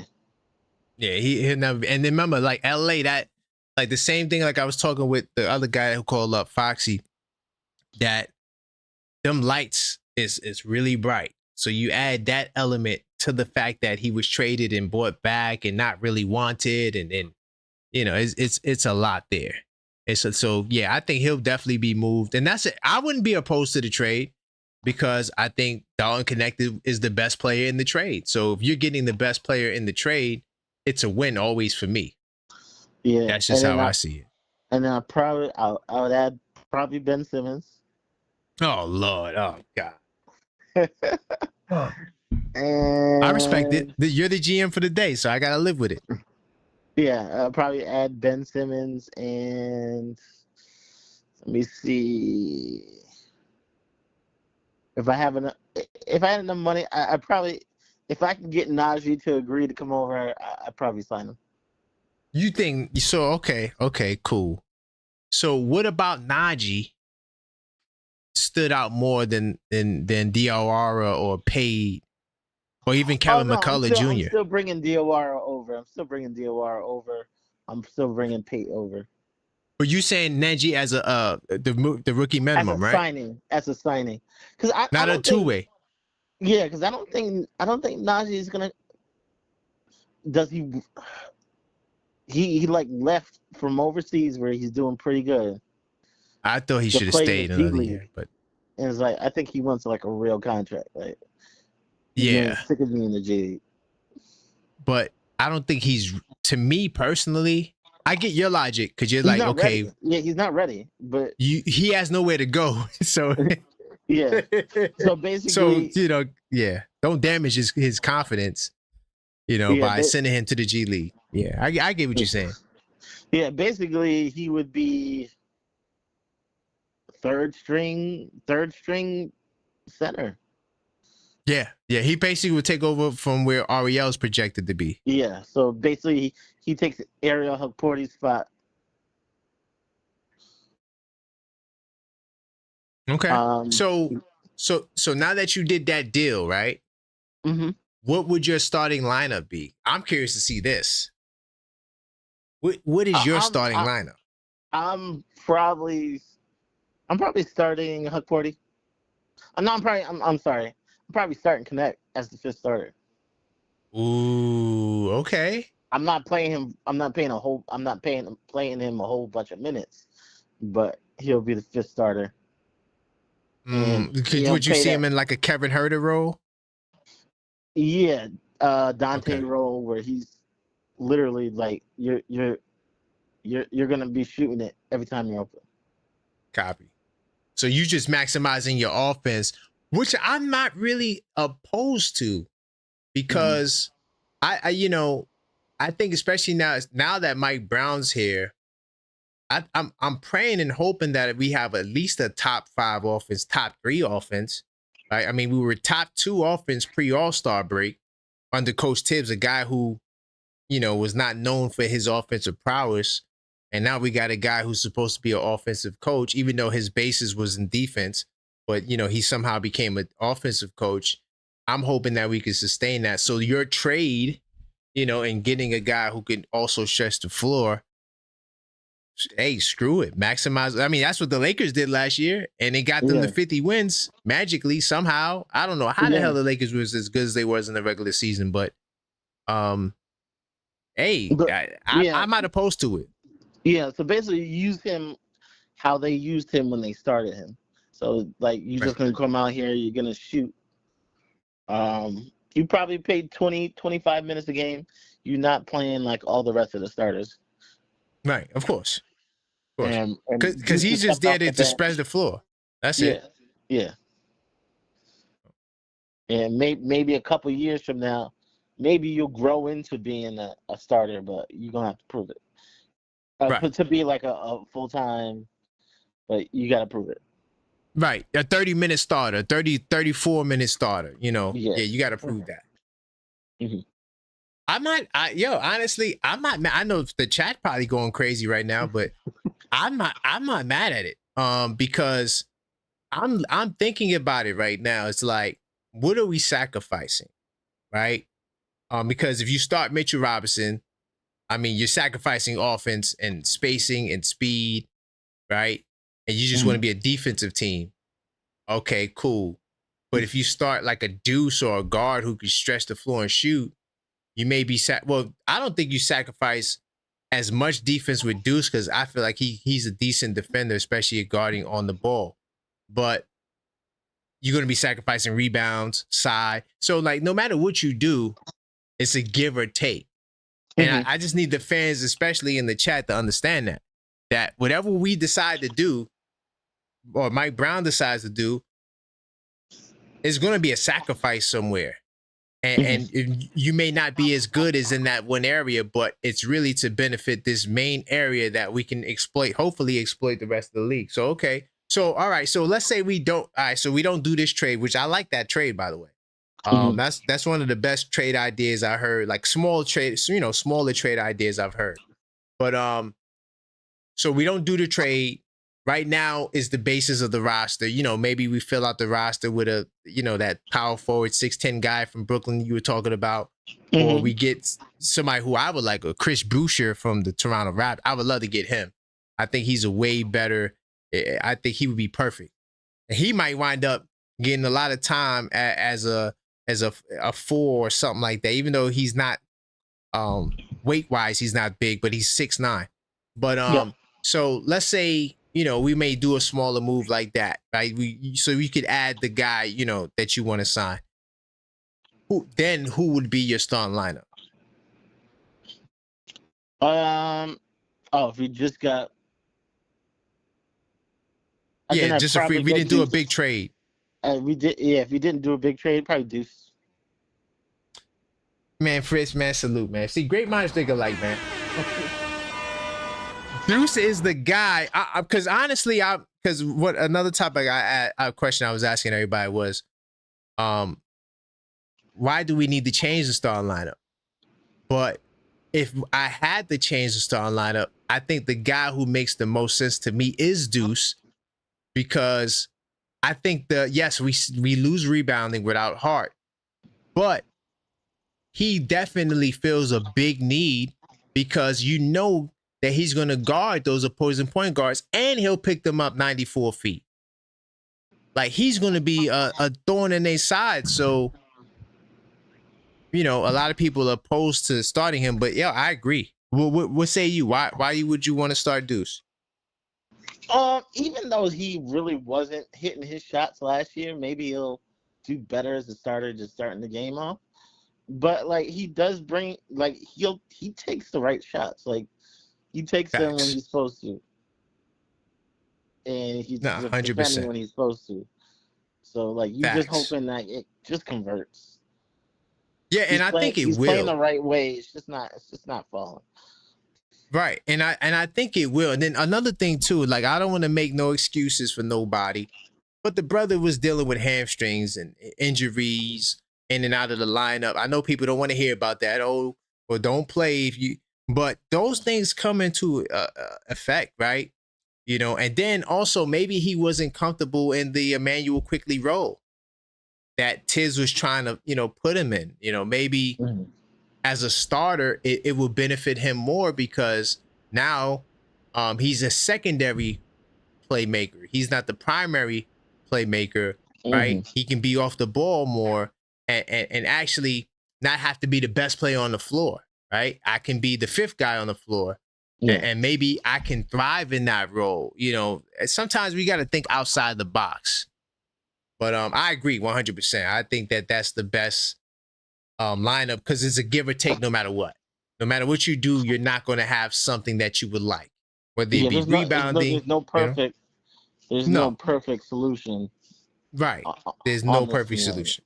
Yeah, for sure. And most teams, to be honest, I think most teams have this problem. Most teams have it where it's like you're going to lose something if you go this way. And the only team probably that don't got that problem is OKC, you know, maybe the Magic, but every other team has this issue. Oh. Okay, so cool. So what you got going on your channel, man? The NBA economy. I do got a couple interviews coming up this week. Nice. Got an interview with Scoop B this week. This Wednesday. Nice.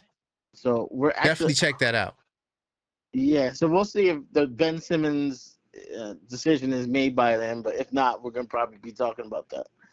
It's crazy that we're waiting on that guy's decisions, like he's LeBron, but the decision, like what? He got three teams and he got choices, like So we're gonna make a decision, not just announce like Shams do everybody else. This person's going here. Okay, I respect it if that's the case, but I'm hearing that Boston is the favorite to land them. I'm not sure how true that is. I saw that today. At the same time, I don't. You got to see what his aim is. Like, is his aim? Do I want to play one good year so I can make some money, or is his aim? Or let me find a nice,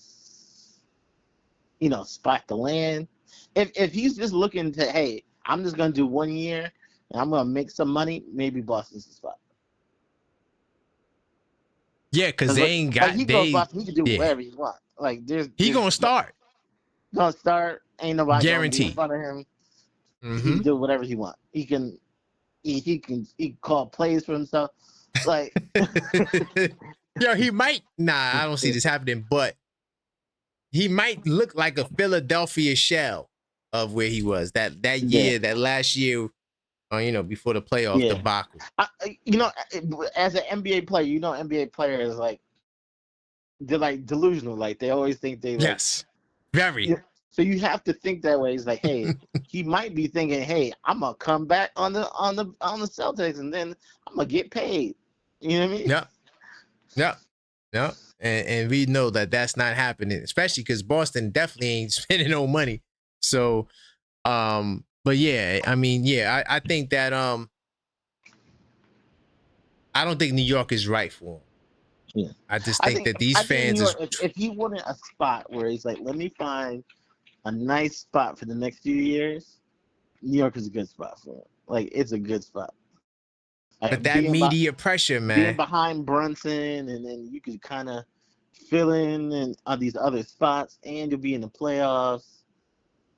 And you can rehab your reputation, if that's important to you. But if you just talking about let me get my next contract, maybe somewhere else, you could just do whatever. Maybe better for you. And I think that's what he's gonna do. I think whoever his handler is, they're gonna tell him you don't need the New York drama, because the minute that man misses a layup, the minute that man refuses to take the shot, and we lose, oh my God. I think people overrate that. Like, I think people in their minds, I think they overdo it. They overdo it. Exactly. That's why I'm saying I don't think that his mental health will hold up here, right? And I agree. Because look, I don't care about none of that. I just want to win the game. And if we lose the game, we all lost the game. It ain't one guy's fault. But you know how they goes. They look for scapegoats, right? We got the anti-hives. We had the anti-Coach Tibbs hive. We had the Randall haters.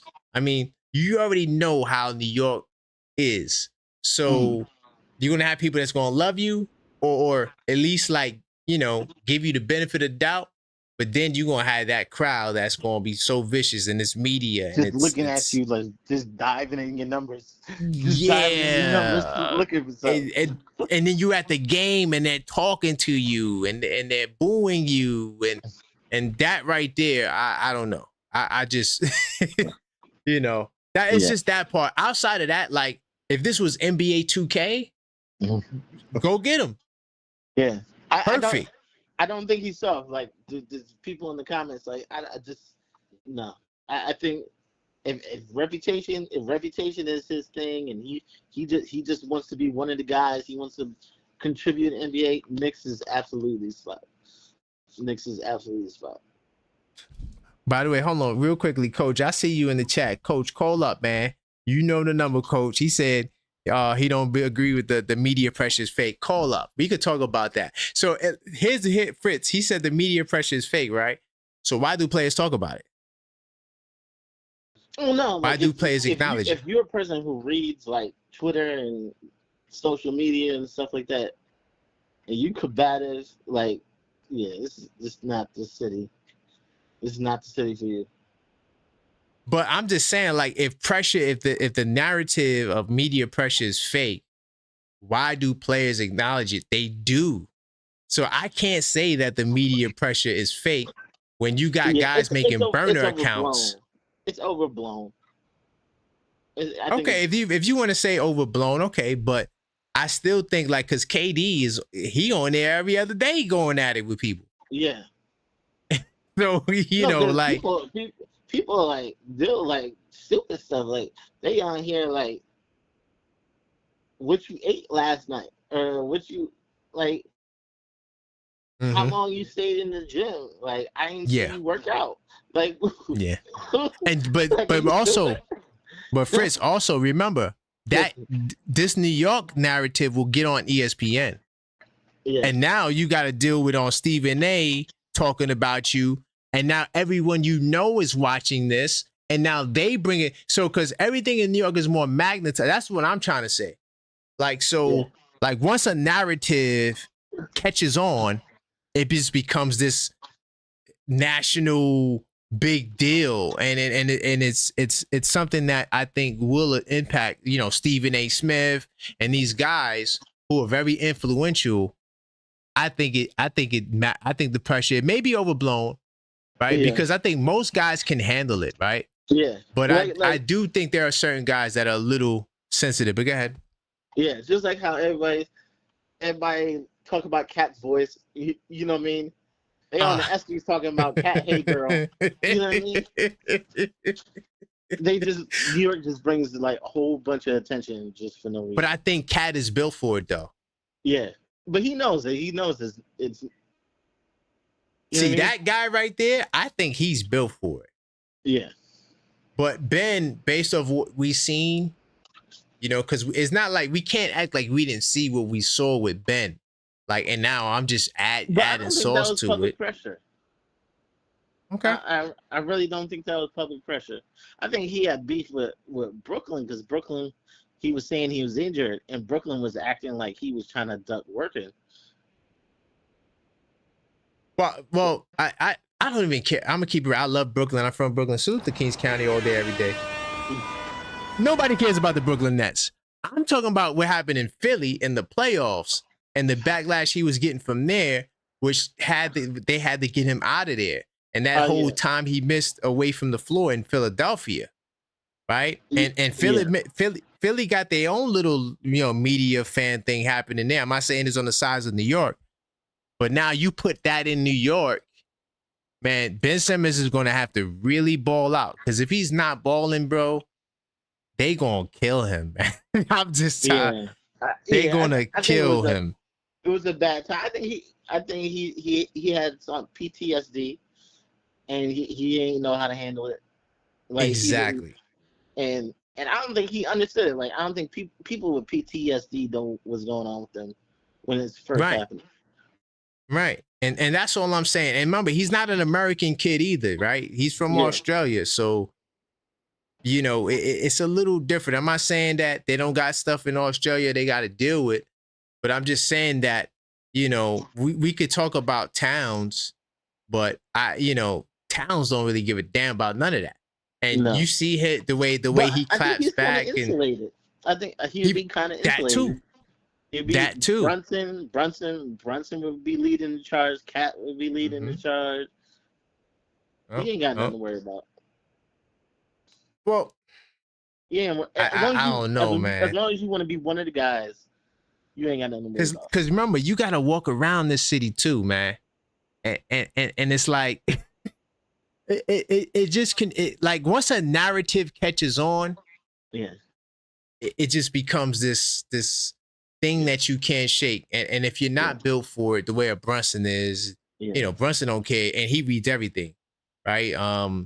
You know, like I said, Towns might be insulated. He probably is not even looking at nothing. But I do think that there is a such thing as pressure, man. But yo, Frisch, I want to salute you, man. But you know, absolutely. Calling up, my brother. Yeah, we got to get up soon. I got to have you on the show and interview you. Yeah, for sure. Yo, just let me know. We could definitely schedule it. You know, I'm always great with advanced timing. I was just on Still Knicks Fans. If not last week, the week before last week. Yeah. Was it last week? I checked it out. Yeah. I checked it out. Yeah.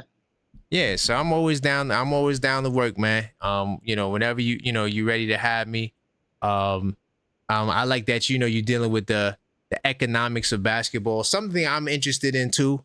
And yeah, you know, so let's set it up. I'm with it. All right. I'll catch you later. Those in the chat, please hit the like button. Yes, for sure. Yep, I appreciate that. Congratulations on 1.5K. Like, you're on your way. Oh back. yeah, I forget. Yo, I keep forgetting to do that, man. Listen, by the way, man, salute to y'all, and like Frisch said, thank you guys for we just crossed that 1,500 subscriber milestone. We are on the road to 5,000, but 1,500 definitely is a very important milestone. So guys, if you're not subscribed, hit the subscribe button, man, and help us get to our next milestone, which would be the 2,000 subs. I do appreciate you for pointing that out. All right, no problem. You have a good night. All right, man. Salute. By the way, Knicks 100, I see you in the chat. Call up Knicks 100, man. Last week, Knicks 100, man, I ain't doing this with you again, man. You had me up an extra hour talking about Mike Brown. Coach, if you listen, I'm going to try to get you back. 646-995-8389. Hello, Coach. Salute.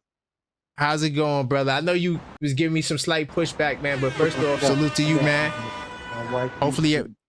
Hopefully everything is well with you and the fam, man. Yeah, everything's good. Everything's good. I had to turn off Nice. and watch YouTube. Nice. So, all right, man, what's going on? Media pressure is not real. Where do you want to begin, good sir? All right, so when I say the media pressure is not real, I'm not saying that because I know New York media especially, and then the national media is against the Knicks. So I understand what you're Oh, saying. facts.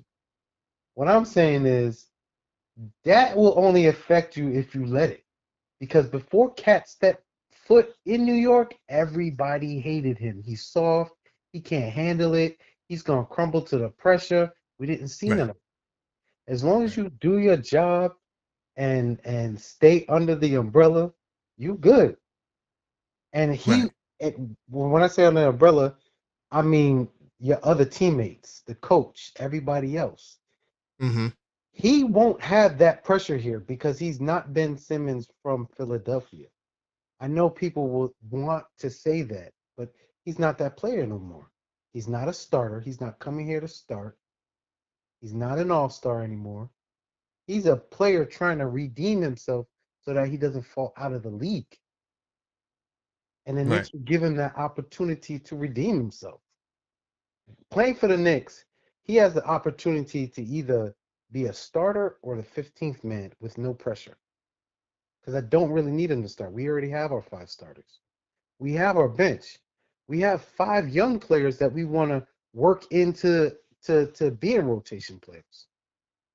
So all he has to do really is get in where he fits in. Right. So the one thing you said I want to give you is that Towns is built for it though. I don't think Towns care. I don't even think Towns pays attention to the narratives. And we've seen Towns address things head on. Right. So but that's not Ben Simmons. We saw Ben Simmons fold and crack under pressure. And my logic is this. This is what my logic is, right? If I'm going to sign somebody with that minimum contract, I want it to be somebody who I don't necessarily have to shield. I want it to be somebody who can add to my shield, like a PJ Tucker, right? I'm not saying I want to bring him back, but I would rather bring PJ Tucker in over this guy because I think that PJ Tucker brings mental toughness to the team, right? He builds confidence. He's a communicator, right? He helped the guys with communication on defense, right? It's been reported that he's done these things. So I don't want a guy who, I gotta really take care of, right? And then we gotta, when he misses his first layup, or he has one of those legendary Franklin Aquina-esque 0 for 0 games, and now that's gonna be in the back page. Now we gotta, pour into this guy's confidence because these things are gonna everything that was done in Philly will be a bigger deal in New York, right? So I just don't know if I want to deal with a guy who also doesn't shoot the ball, right? If I'm getting a 6'10" dude, I need that dude to be ferocious. I just don't think about that when I see Ben. And so I would say I'd rather him go to another market where he can actually, kind of be more under the radar. Because one thing we know about the New York Knicks, there's no such thing as under the radar. There's no such thing, especially when you're a high profile guy like Ben Simmons, right? Even though he's not an all-star anymore, he's still very high profile, you know?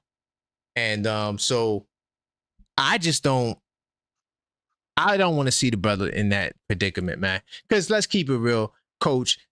Nobody give a damn about him in Brooklyn. Like, nobody cares about the Brooklyn Nets. I'm going to keep it real. They don't. You don't see people wearing Brooklyn Nets hats. No one talks about the Nets in the media. The only time you talk about the Nets is when they were doing good and they had KD and they had those names. If the Nets ain't got the names, no one cares about the Nets. I'm going to keep it real. So whatever progress he made there, I don't think necessarily translates to the Knicks. What say you? That's true.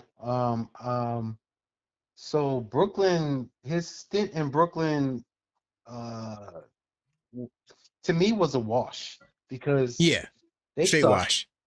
They You're suck. right. Nobody cares about them. Nobody cared. So he wasn't a focal point. But No. the thing is, he's not gonna be a focal point. When the Knicks lose, They're gonna go to Brunson, Cat, Mike Brown, Bridges, Hart, Clarkson, Yabusele, Deuce. When are they gonna say his name?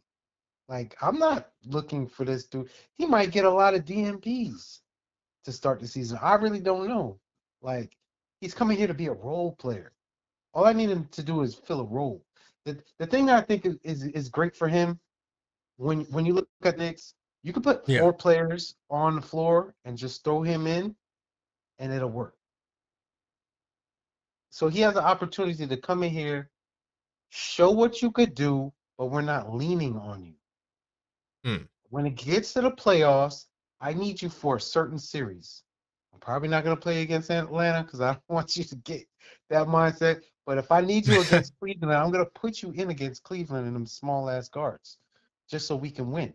You win me a Right. series or you help me win a series, everybody's going to forget all of that because, again, I don't need you to be the man. I need you to be a role player. Change people's mindset so that you could be a role. This man doesn't want to be in Australia in 3 years or China. He He might be has to though. start. He might be, yeah. So he has to do something. If he doesn't come to the Knicks, I think the best spot for him would probably be uh, uh, the Suns. He gets to play with his boy, a bunch of shooters, no pressure. Not Boston. You don't think Boston would be good for him? Boston sucked. Boston's done. They baked. What are they gonna do? They gave up. Yeah, You I mean the going over Suns there are to baked root? too, though. Let's keep it real. The Suns ain't doing nothing. The So Suns are baked. They're not gonna make the playoffs, but they're right. not a media market like Boston. Oh, you said okay. I get what you're saying. You want him to just be away from big media markets. But look, I'm Yeah, looking if at. I'm gonna be in a big media market, Mhm. if I'm him, I need to be in a winning position and not the Right. focal point. I got you. But look, I'm looking at the available free agents, right? Because we in research mode right now. And Yeah. I'm just like, yo, I can go get if I could go get, even though like I know Precious is not coming back, but I'd rather have Precious Achua over him. I'd rather have my boy Chris Boucher from the Toronto Raptors over him. Right? I mean, there's a lot of guys on this list who probably won't even get signed, right? That I would probably take over him. So that's also my logic. I think that even though it's kind of slim pickings, because I really don't like much of the guards that are here, at least for the Knicks. And so they got him listed as a point guard. But I mean, if I could get Malcolm Brogdon, I mean, I'm going to get him. I mean, Therein lies the reason why his name keeps being brought up and the reason why people are so intrigued with him. We need a point guard. He is a point guard. The I people don't know. that you're naming, the guy from Toronto and Precious, they're big men. No, And but that's we what's also so need power interesting. forwards too, though. I know that's what I'm getting to. That's what's so interesting about him. Oh, He's he a could do both. 6'10" Okay. point guard that can do it all. The 2 things that I'm looking for, I get in this man. And Oh God. I could give him DMPs. No issue. He's gonna want some because it's just the way he is, his back problems, whatever. That'll be the only way he doesn't get no attention. If he is not playing, no one's going to talk about him. But the minute he goes out there and airballs a layup, or he doesn't shoot the ball, or he has a Frank Ntilikina 0-for-0 performance, I'm telling you right now that the narratives are going to be, because his name is a big name. His name is a high profile. Trust me, I do SEO. I understand the value of NBA players' names from a keyword kind of perspective. His name, believe it or not, rings bells. So anything he does, right? And like you said, he, of course, if he has DNPs, I don't think there will be much to be said besides, oh, he's not playing. But I can see them making a big deal about that too. Like, oh, you could have got this guy. There's always a narrative, a negative narrative.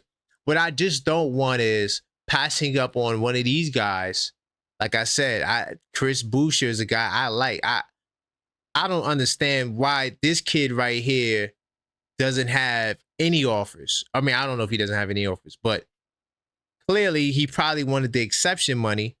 But a lot of these guys, Precious Achiuwa, all these guys was at least hoping to get exception money, but it's not coming their way.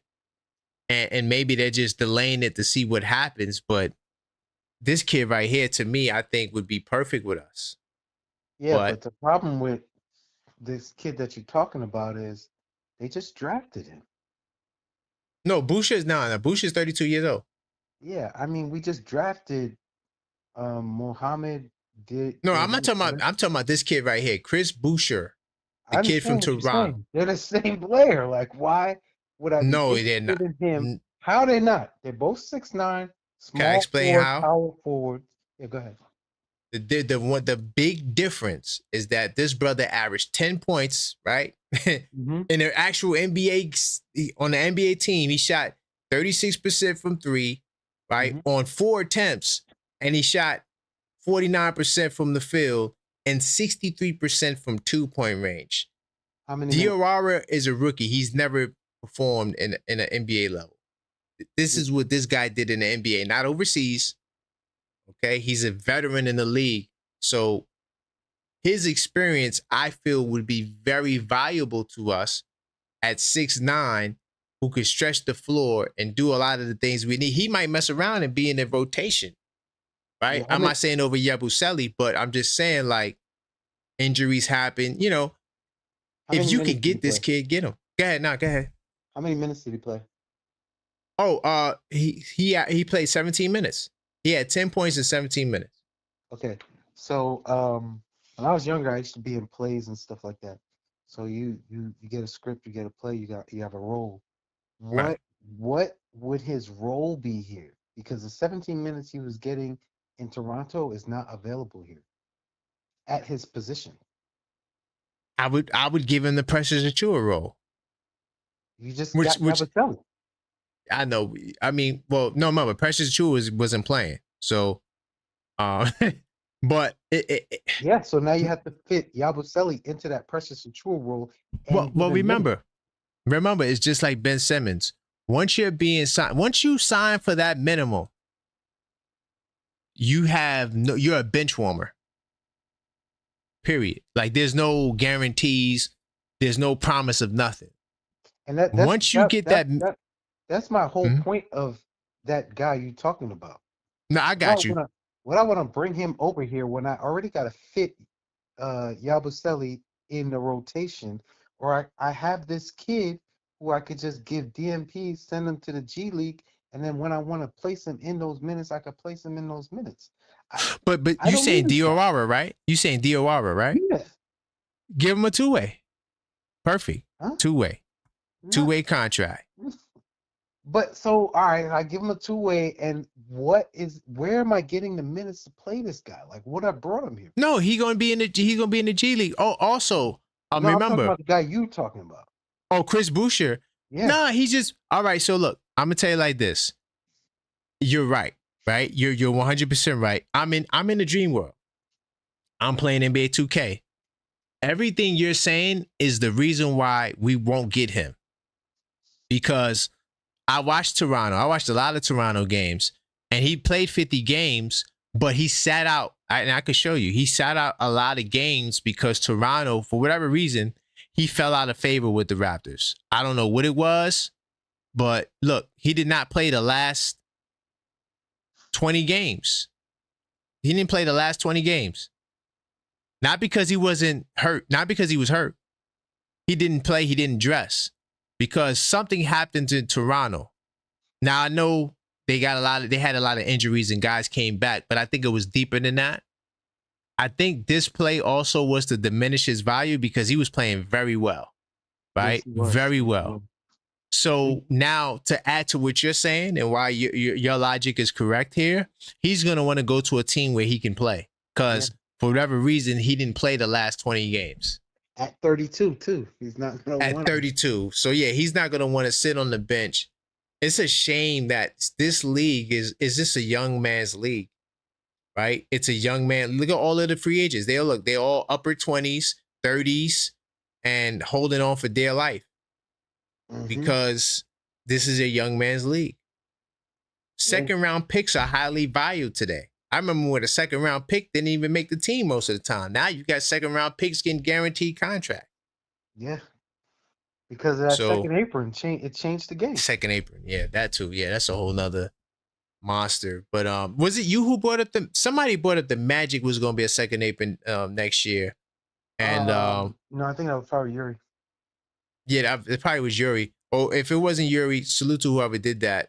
Wasn't even thinking about the Magic second apron next year, and it just shows me that there's a lot of pressure, man. There's a lot of pressure, man.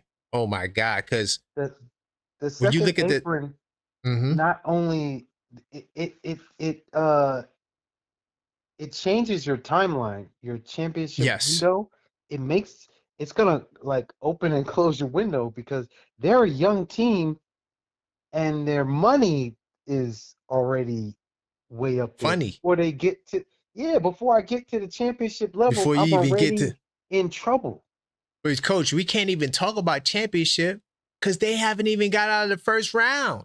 Exactly. That's what I'm saying. Like, that's why you gotta respect what Leon did. He before he put up a championship team. Well, we're not a championship team, but before he put up a great team, he put up a great front office. That's a fact. Man, that dude, Brock Aller, amazing. Yeah, amazing. Amazing. Yeah, the whole staff doing all of the backdoor stuff he's doing. Amazing. They say he know everybody. Yeah. He know everybody. So it's easy for him to, all right, we have to have this backdoor conversation. I'm gonna find his auntie from wherever and she'll get me in a room with like the front office is amazing. That's why they were able to build this team. Right. We got hit with tampering. And I was trying to cap in the beginning, but yeah, we deserve it. Come on, man. That was funny. The father's the coach. I think he did that on they did that on purpose. The tampering, like they knew that they were gonna get that. Yeah. I mean, they did it to say, hey, we're the Knicks and we here. Hey, we give up a couple of second round picks and whatever little fine money. We got Brunson. Yeah. We fleeced the Mavericks. We took the guy who they underestimated, and we gave that man $100 million and turned him into a big star. And that's the value of New York.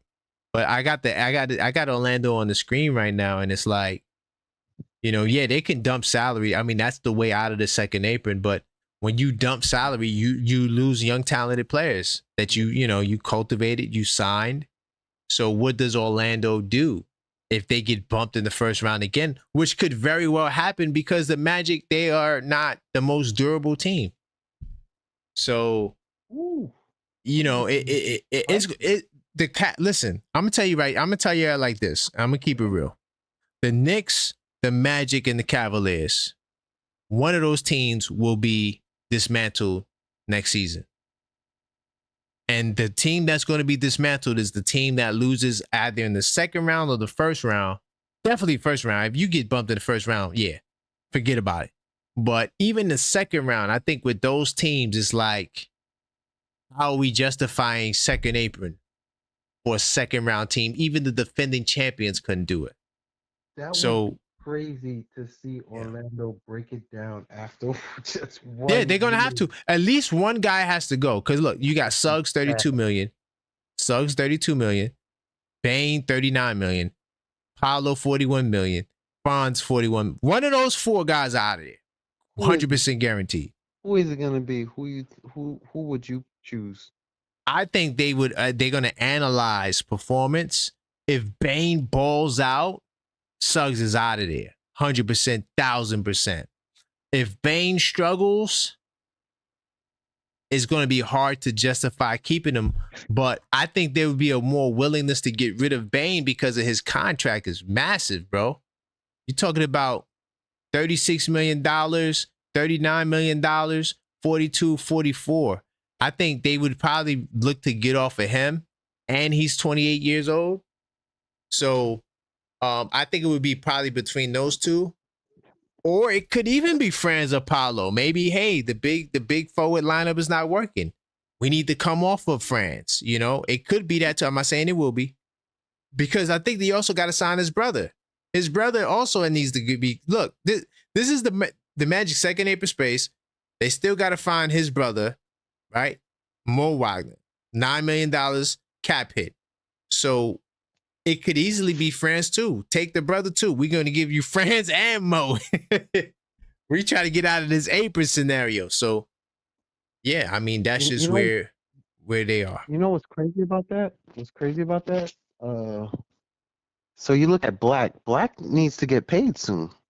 Yeah, he has a $10 million club option, which they don't have to grant, but likely, and my phone died, but likely if you know, I mean, he's young. I don't know what type of salary contract he's gonna want. So He's gonna want 20-something million. I mean, that's the average cost. There you go. So now he wants 20-something million for a backup guard. Yeah. So it's a lot of pressure, guys. It's a lot of pressure on those three teams. Have the most pressure out of anybody else in the East. Out of anybody else in the East, especially the Cavaliers. Because when you look at their apron scenario, I mean, look at their money. Tied ups, like super tied up. So they'll be $18 million above the second apron with only 11 players. This is next year for the Cavaliers. Mobley makes $50 million? Yes, because his extension kicks in or kicked in by this point. Oh, wow. So, yeah, a lot of pressure on the Cavs. Wow. $50 million? A lot of pressure on the Cavs. 25 years old? I thought he was a kid. Yes. 25 years old. Oh, I mean, that is young. I'm not paying him $50 million. Why not? For 17 points? Hell no. Nah. Oh, well, and now, Coach, like, I love the way you think, man, because even when we was disagreeing, we kind of was saying like the same thing or thinking along the same lines, because how do you justify that? You got to justify, you got owners, right? Or you got an owner. You have to justify why this guy's getting $50 million and can't give you 20 and 10. That don't even make no sense. And I think Fritz also mentioned that. If he's not even giving you 20, like Jaren Jackson gives you at least 22, right? He ain't giving you the 10. But at least he's giving you 22 with like 2 blocks and 1.5 steals, and it'll be on a defensive team.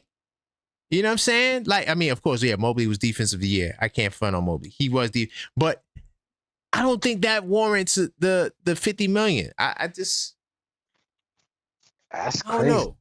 I just don't, because Rudy Gobert was defensive player. He ain't getting $50 million.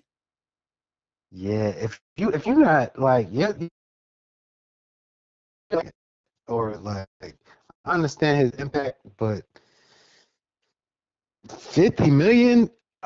Donovan Mitchell's putting butts in the seats. You not. That's a fact. Like, I gotta even go to the business side. Like, yeah, That's you're a a nice fact. young player, but I don't know. And to be honest, I'm gonna keep it 100% with you. Even if you say, okay, we're gonna still keep Mobley and Mitchell, right? Let's do Allen. You're free up $10 million in apron space, or about $8 million in apron space, but you still gotta sign 4 more players. Right? Remember, it's a minimum of 13 players. Oh no, I'm sorry, 3 more players. So it's a minimum of 14 players you gotta have on your team. So, I mean, and then you got to still replace Allen to get a center because you want to be competitive. Like I said, y'all, the Knicks, the Cavaliers, and the Magic are under the most pressure to do something to justify. And this is the Knicks. Look at the Knicks. We got $49 million in second apron space, right? But we only have 8 players. And Mitchell Robinson and Mikal Bridges are not signed. So what was Mikal's max, y'all? 4 years, 156. That's $39 million a year. So Yeah, we going into that apron. yeah, for sure, 100,000%. But once again, you don't have to go into the apron.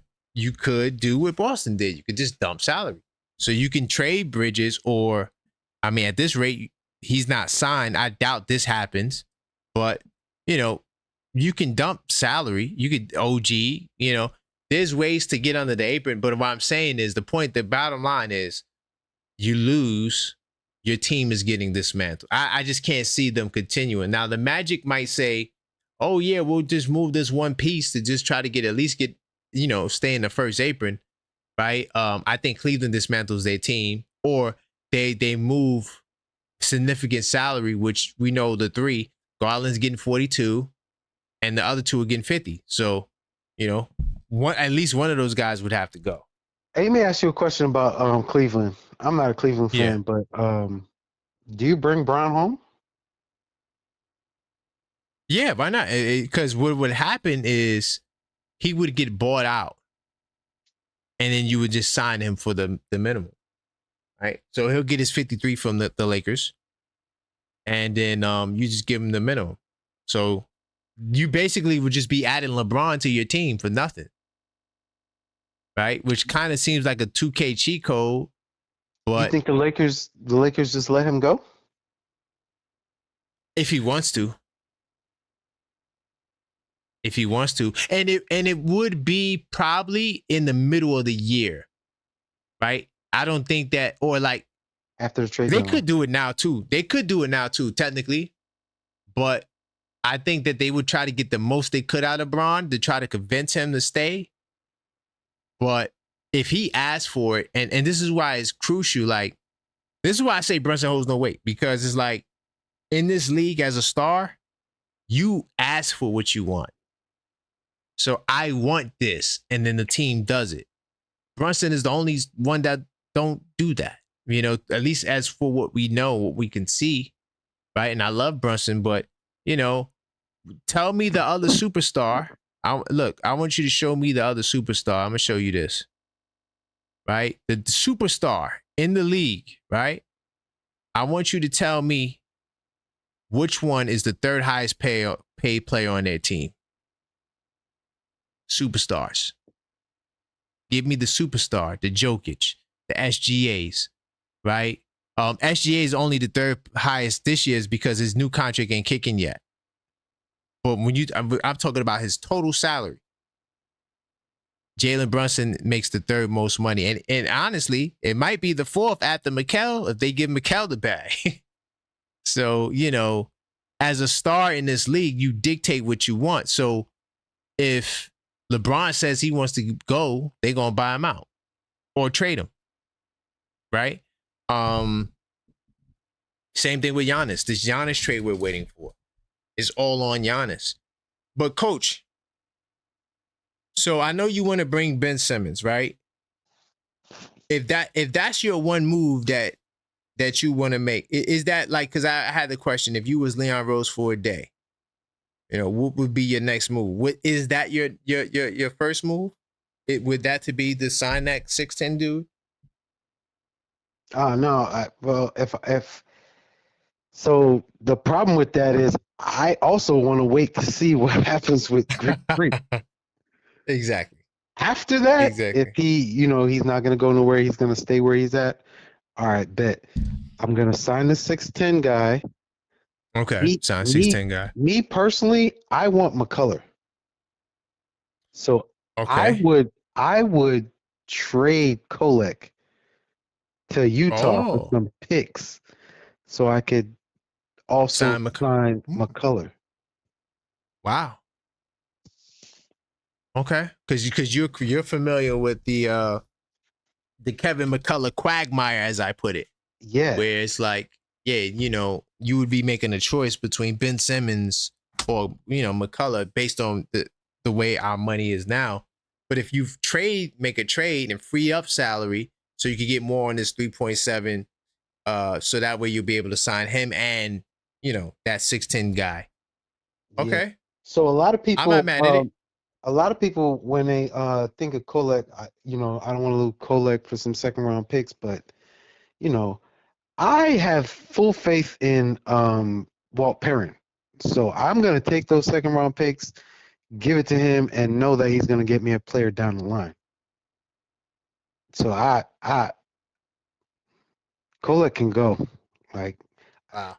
Kolek, I like him. I really liked him last year after the summer league because of the assist to turnover ratio. I didn't see it this year, and that really bothered me. On top of the fact that you can't play defense and you're small, me looking forward, you're supposed to be the backup to my starting point guard, who is smallish and doesn't play defense. I can't go. I can't have my backup having the same issues as the person who's starting. Mm, You got to bring me some kind of different type of game so I could do something different. wow. I'm not mad at it. I'm not mad at it. I think that's a fair take. And it would be good for Kolek too. He can go to Utah, actually play instead of He sitting might the be a bench starter never there. playing. No, he won't start. They got Nah, he ain't gonna start over there. they got the young boys. They got a couple of joints. Is it Collier? And they got the other guy. What's his name? Man, They got a two second guard. year point guard or shooting guard. I don't know what he is. Yeah, I'm gonna tell you right now. We're gonna pull them up right now. They are nice. I like those young Keontae George, and they got Isaiah Collier. Yep, those two guys right there. So Stephen Fox said Kolek has no value in the trade market other than a second rounder. And I'm gonna be honest with you, Stephen. That's Stephen Fox. Is that the Stephen Foxy. Fox that had is that Foxy? Yeah, that's him. He called up. Oh, okay, Foxy. All right. So yeah, he has no value, but that second rounder is value to me with Walt Perrin. To me, Right. because most of our young players are second round picks or undrafted guys that he's finding these diamonds in the rough. I need the diamonds in the rough, especially right now because our we're so far up there in our I forgot the name. Budget or our Salary. money. Yeah, Yep. salary cap is so high that we have to live off the second rounders. Facts. What's the guy's name? Brock Aller came from Cleveland when they were winning the championships, and he was Right. getting all of these dudes on low budget contracts, pulling in these second round players, doing basically the same thing he's doing now. Facts. So, walking down that line is a line that I see as the best approach for us. Nah, I agree, and I'm just looking at Utah right now. Utah might be a problem on the low, man. They got some young talent on this team. You sleep on Utah if you want to, man. They got a very interesting team, bro. They got a lot of players on that team. They got a lot of dudes on this team. I kind of wonder why they lose. I feel like it's a mandate. It's on purpose. It's on purpose. Yeah. Because you got, I forgot that guy's name. That center that everybody want. You got Markin. Kessler. You got a lot of players on that team. They got I don't know what they're waiting for to move forward. They got the Summer League MVP who just so happened to go to Duke. I know y'all What get is mad his name? anytime I make a Duke reference, but Kyle Flipkowski. Yeah, You know? yeah, him too. I know y'all get mad when I make a Duke reference. It ain't my fault that the schools just have so much talent and all these guys go to the league and put in work. It ain't my fault. But at the same time, yeah, I think Utah gonna be a problem, bro. Low key. Not maybe not playoff like killer, but like right on the cusp of playing or something like that. They're gonna be right. I mean, when you look at the team and you just go down the list, it's like young dude, young dudes. They got middle-aged dude, right? Yeah, a lot of them, bro. yeah. They got Kevin Love. Like they got some veteran leadership here, championship experience. I think they're gonna drop Kevin Love, or he's gonna want to leave. Oh yeah, no, I think they did drop him. Yeah, He might have got dropped already. He's not a Utah type of guy. Yeah, get him out of there. Okay, but they still got Kyle Anderson, right? They still got what else they got? I saw somebody else. I don't know. They Nurkic, right? And Laurie Markin has been around the block. They gonna have a squad, man. That Ace Bailey, Laurie Markkinen front court right there is gonna be, and for Kessler, good luck, bro. Gonna be a tough front court right there. Mm-hmm. Knicks 100 and Steven talking about the Wizards. Let's pull them up. I don't even know who the Wizards got. I'm gonna keep it real, guys. I only pay attention to playoff teams. I'm sorry. The Wizards got some young players, but they got like too many young players playing the same position, and they don't seem to. They also got a George too. I like this George kid. I like this kid that we were supposed to draft. We actually drafted him and sent him to the Wizards. The Keyshawn George. Oh yeah, The other George. I like him too. But yeah, it's not bad. They got Middleton and McCollum. You know that. You know what they gonna bring, right? But outside of that, it's like it's just too many unknowns. Then they got a Marvin Bagley here. I do like the Champagne kid, Justin Champagne. He's all right. Yeah, but the main guys that they got in the draft, they all play the same position. They all play shooting guard, small forward.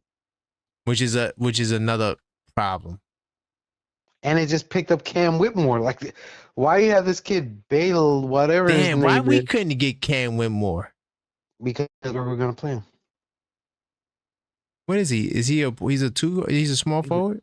Small forward shooting guard. I mean, yeah, small forward shooting guard. We don't have minutes to play him.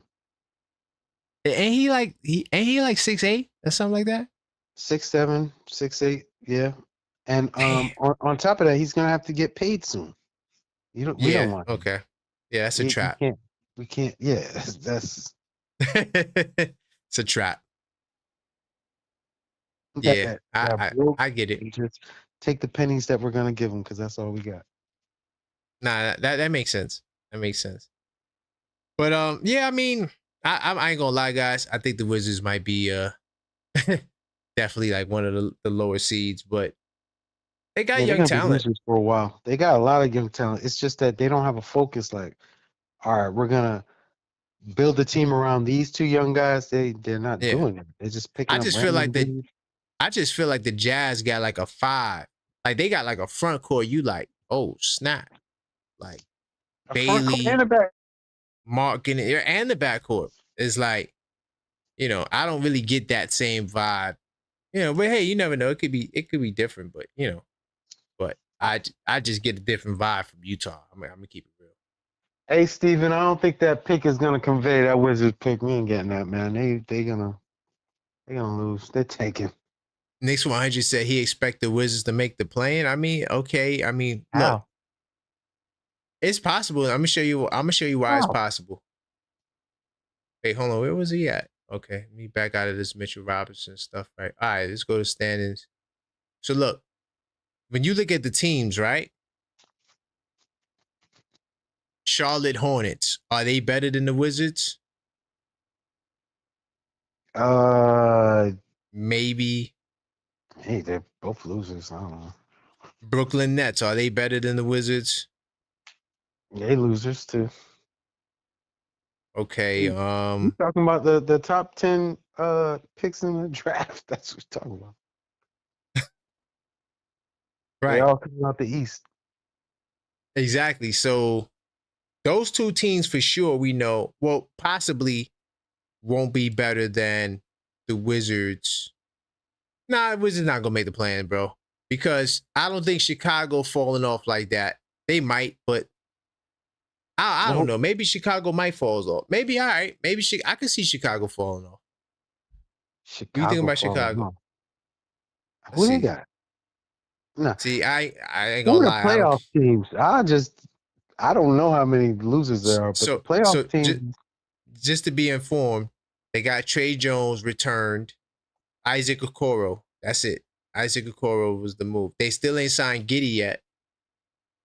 Yeah, they're not going to be good. They didn't make the playoffs last week, did they? No, but no. Yeah, they did. They made the play-in. Not the made the playoff, play-in? but they made. Yeah. Oh. But Yeah, between them and the Wizards, who you like better? See, it's kind of like the Wizards might be on the play-in. I don't know. They might be. Because there's like four teams that you could be like, I don't know, man. It's kind of like Wizards might be better than them, but the problem with that is the Wizards are not going to hand us their pick just to lose in the that play. part. That part, yeah. That's true. They like professional tankers. They're going to put that thing into fourth gear and just go through the mud with it. Well, what I don't understand, right, is why the Knicks couldn't get a first pick, but you got teams like the Wizards and these other teams getting multiple first top picks, but the Knicks can't get nothing above 3 in like 20-something plus years. No, scratch that, like 30 plus years since Ewing. Why can't we get a top 2 pick? I mean, not right now, but I'm just saying, like, these teams get multiple first picks and stuff like that. So the first pick that I wanted is on the team right now. And if we would have got him with the first pick, he'd probably be in Atlanta right now. Who's that? Like, the first pick that I wanted was Cat. Number 1 pick. Yeah, damn. We got Porzingis. Look what we did with Porzingis. We fed him to the wolves. Like, the Knicks New York media is so toxic, and the fans follow the toxicity. It leads to these people wanting to get the hell out of here. But that's why I don't want your man Ben to come. See, you just explained it exactly why. But he's not a number 1 pick, though. No, he's not a number 1 pick, but his name is still high profile, bro. So if he has an air ball layup, bro, the memes is going to be crazy. So I know you I know you love Towns. I wish we could have got Towns too, but that's just the way the ball bounced, man. I'm glad. Yeah, that's true. Because you remember who was running the squad. It wasn't Leon Rose. But damn sure it wasn't. Yeah, and he did. I don't think he even liked Towns at that point, because I remember the first thing he said about him, this kid, his feet are too big. Yeah, I mean, Phil Jackson clearly was not doing the scouting for the Bulls or the Lakers. It's very clear he was not in charge of that. Frank Ntilikina. Mr. Infamous 0 for 0 game, bro. I tried to be such a fan of Frank, but really, don't tell me you was one of the coach. I was in the hive, bro. Oh my God! Around. He played. So wait a minute. You was on Facebook. Ron Harper. I tried to see anything, and I was wrong. You was on Facebook, or Huh? you was on Reddit? Was you on Facebook or on Reddit talking about Frank Ntilikina? Nah, back then I was on realgm.com. Oh, I never even been on there. Okay, but they got a forum on there. Yeah, I was a heavy okay. person on there. Nice. I was back then. I was trying to be. I was going to be a YouTuber, but some things happened. I see. I see. Went the other way. Oh, okay. Wow, that would have been interesting, man. I could see you doing it too. I I'm definitely could glad see I you doing it. didn't. I like listening to. Okay, but I was on I mean, that's where the whole objective Knicks fan came from, because I used to always write the objective Knicks fan after every one of my posts on Facebook. And boy, let me tell you something, man. It was just so many battles with Frank Ntilikina people. I'm like, y'all dudes is just like off the deep end. You think this dude is gonna be somebody?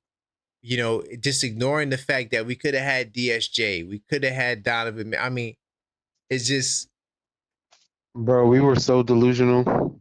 I'm You speaking know, as it's crazy, isn't it? a Frank Hive member. We were so delusional. We wanted to Wow. just justify the fact that I don't know, just make the dumb decision, like not be real. I don't know. I was on drugs. I don't know what it was. Because he wanted to play. He wanted to play triangle offense, and it's like you can't. All right, you drafted KP, so you clearly have players here. Melo, you can't just say I want to run this system. This is why I like what Mike Brown's saying. I'm dealing with the roster I got in front of me. I'm not trying to run a system where it's not going to work for the roster. So, That's what I call a good coach. My highest right. level of coaching, I coach a little high school, whatever, AAU, my son and Oh, stuff. salute to that. You got to deal with what you have. Like I don't want to call nobody out, but some people say, I want to be able to pick my players. I understand that to a point, but if you're a chef and I give you these ingredients, I need you to cook something for me that tastes good. Right. Not tell me I don't know how to cook that. I can only cook this. Return it. Like what? Facts. What I need you for? You should be versatile enough to say, well, I got all these half court players. I guess we play half court defense. I got all these Right. defensive players. I guess we playing defense. I got all these fast break. I guess we running gunning. You got to deal with what you got, and if you can't do that, you useless. Right. Yeah. You only do that when one, you're like, Larry Brown, right? Or somebody like that, where you coming in with prestige and you're going into a team that is rebuilding, right? But when you got a team that is contending and you're taking over that job, you got to deal with what's in front of you. You're not molding anything. Uh-huh. You can mold them young players. You do Yeah, that. of course. But outside of that, you're gonna figure out how to coach Jalen Brunson to a first team All NBA. Like you're gonna have to really deal with what's in front of you. Can I ask you a question? Yeah, go ahead. You think Jalen Brunson could give us a double-double? We talked about that before. Yeah, we did. I honestly think that it's possible, even though Fox didn't do it. But the reason why I think it's possible is because I think it was a Daily Knicks article. They were saying that even though Brunson, his role may change, he's still going to have the ball in this. He's still going to be the point guard, but it's going to be more passing. So I'm thinking like, hey, maybe Brunson, based on the sets that, Mike Brown's going to run, maybe it might be a little bit more easier to get assists in that system. So I'd say it's possible. Will it happen? Likely? I don't know, because I don't think we've seen anyone in the Bright Brown system get a double in assists. Not to say it couldn't happen, but it's just I think that what Mike Brown's offense is everyone getting touches and passing. So like if everyone's touching the ball and moving it, it's going to be less opportunities for assists. Especially if he has another playmaker on the floor. But if the lineup, okay, so look, if he decides to go with a double big lineup, which would be crazy to me, it'll be more possible in that scenario because now you don't really have other ball handlers, playmakers that can make plays for others with the ball in their hand, initiating offense, right? We know Towns could pass. They all could pass. But it's just a matter of being able to initiate the offense, right? Starting it in a half-court set where you're the guy who's calling the play.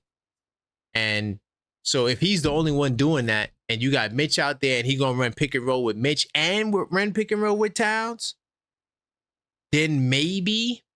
But if you put another guard out there, I don't know. I don't know how the assist goes up in that scenario because the other guard is probably going to be out there to take away those, efforts from Brunson and then bring Brunson more off the ball. I can see his scoring going up for sure in the Mike Brown system, 100%. but we don't know realistically because it could go either way, especially with Mike Brown saying he's willing to cater his system to what he has. Yeah. Yeah. What I want to see out of the offense is Bridges and OG be more efficient. Like the numbers more efficient. Yeah. I think it could have. I think especially if you're getting Mikal the ball in more in mid range in his spots, Yeah. and then OG just playing off of everyone else. You know. Yeah, I think so. By the way, this is the Knicks call-up show, 646-995-8389. Feel free to call up. Let us know what your appointment, what your points is, if you agree, if you disagree. Let me know. Wow, Knicks 100. Melo is the worst thing that happened to the franchise? I was trying Stop. not to say anything about that. Like, come Stop, on. Knicks 100. He about to have me up here for 2 hours going through resumes. Please, Knicks 100. What was our Sometimes record I'd be before wondering- Melo got here? Sometimes I'll be wondering if he's doing that on purpose. He called up before, so he's a real guy. He called up a couple of times. Now, I know he's a real So, guy. So, I But got Melo, I mean, you already did the show about Melo. No, I didn't yet. I didn't. I did the Ewing show. Yeah, I was on it. Oh yeah, that was the Ewing show. Yeah. Did the Ewing show. Yeah. So can we do that? I think we might have to do a Melo show. I need to be on that show. I think we need to do it. You know what happened, right? The reason why we didn't do it is because I had trouble putting it together a good panel. Mm-hmm.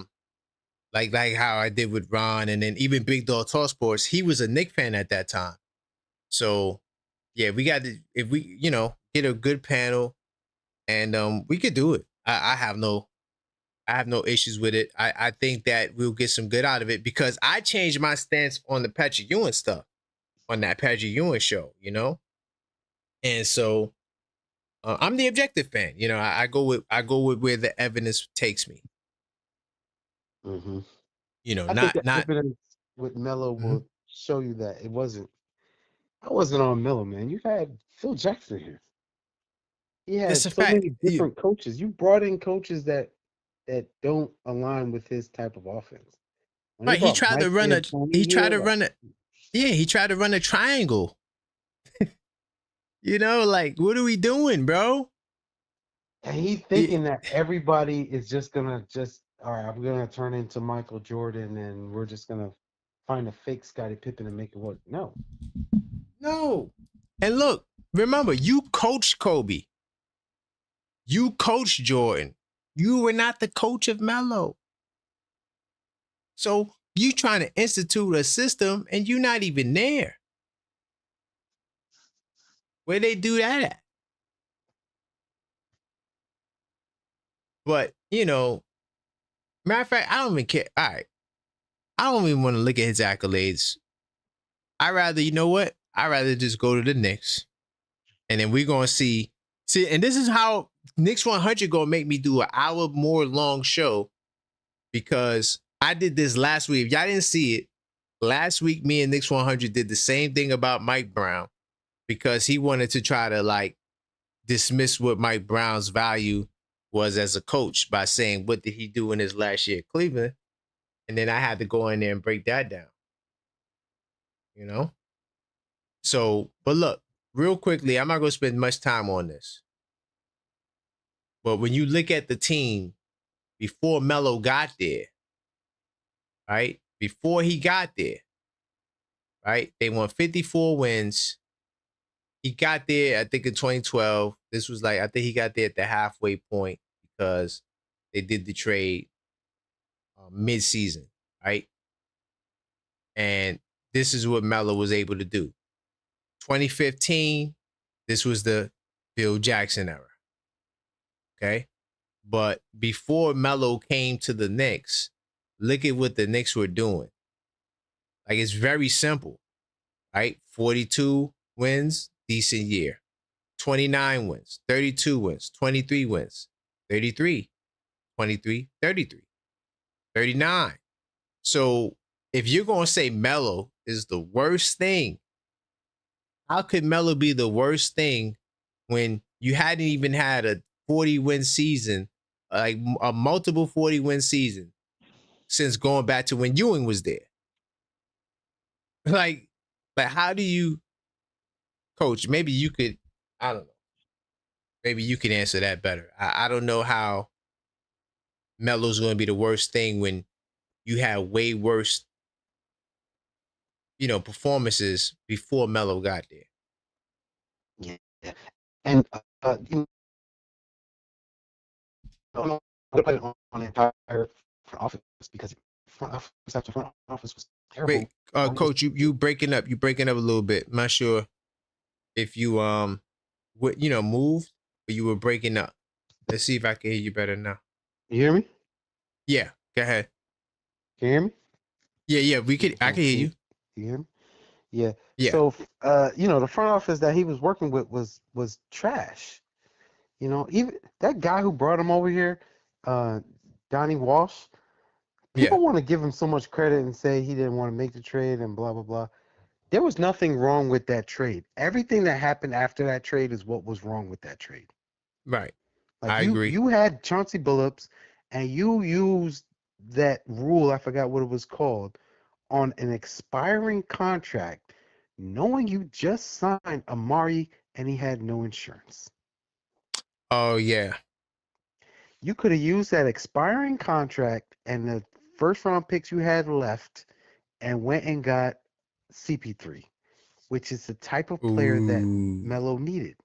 Or you could have tried and get Rondo, which is another type of player he needed. Melo needed a leader to lead the team because that's not what Melo does. Melo is a scorer. Facts. Facts. He's a lead by example guy. Yeah, Dirk Nowitzki didn't need to lead the team. All he had to do was be the scorer and lead by example. He had Jason Kidd to do that for him. You didn't get the man the pieces that he needed, so he looked like trash. It made him look like that. He's not LeBron James. He's not going to give you 7 assists. He's not that guy. He's not Kawhi Leonard. He's not going to lock somebody up. He's the guy who's going to give you buckets. Now, give him the guy who's going to control the offense. Give him the other guy who's going to give you buckets off the bench. Make a team. They didn't give him a team. That wasn't his fault. And also, like you said the key word, leader, right? Even like Patrick Ewing, right? You have Mark Jackson there. Even though Ewing is the best player on the team, Mark Jackson probably was the better leader. Yep. And you gave that up because you wanted size at the guard position. So it goes back to what you're saying. It's like consistent mismanagement from the front office. And that's why I love the front office. Yeah, this is the big time difference because, like, you got a team that is so stacked, and it's like we may have all the answers to our concerns, already there on a Mike Brown clipboard. It's just the season hasn't started yet.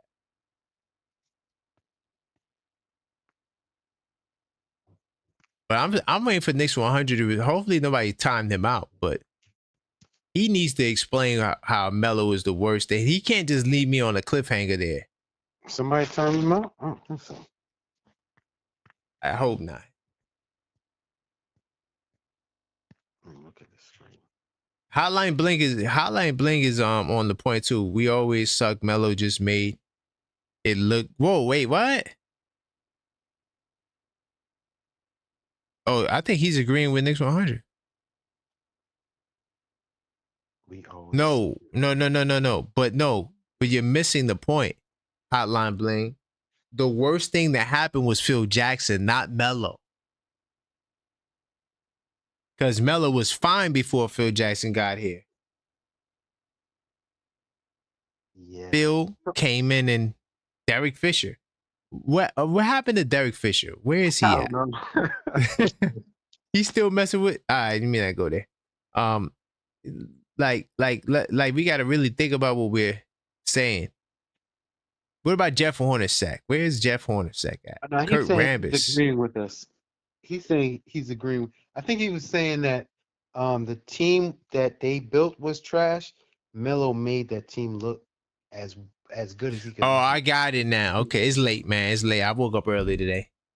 Please forgive me, Hotline Bling. I want to say something about what Foxy said about one of the Yeah. picks that to Jamal Murray. So when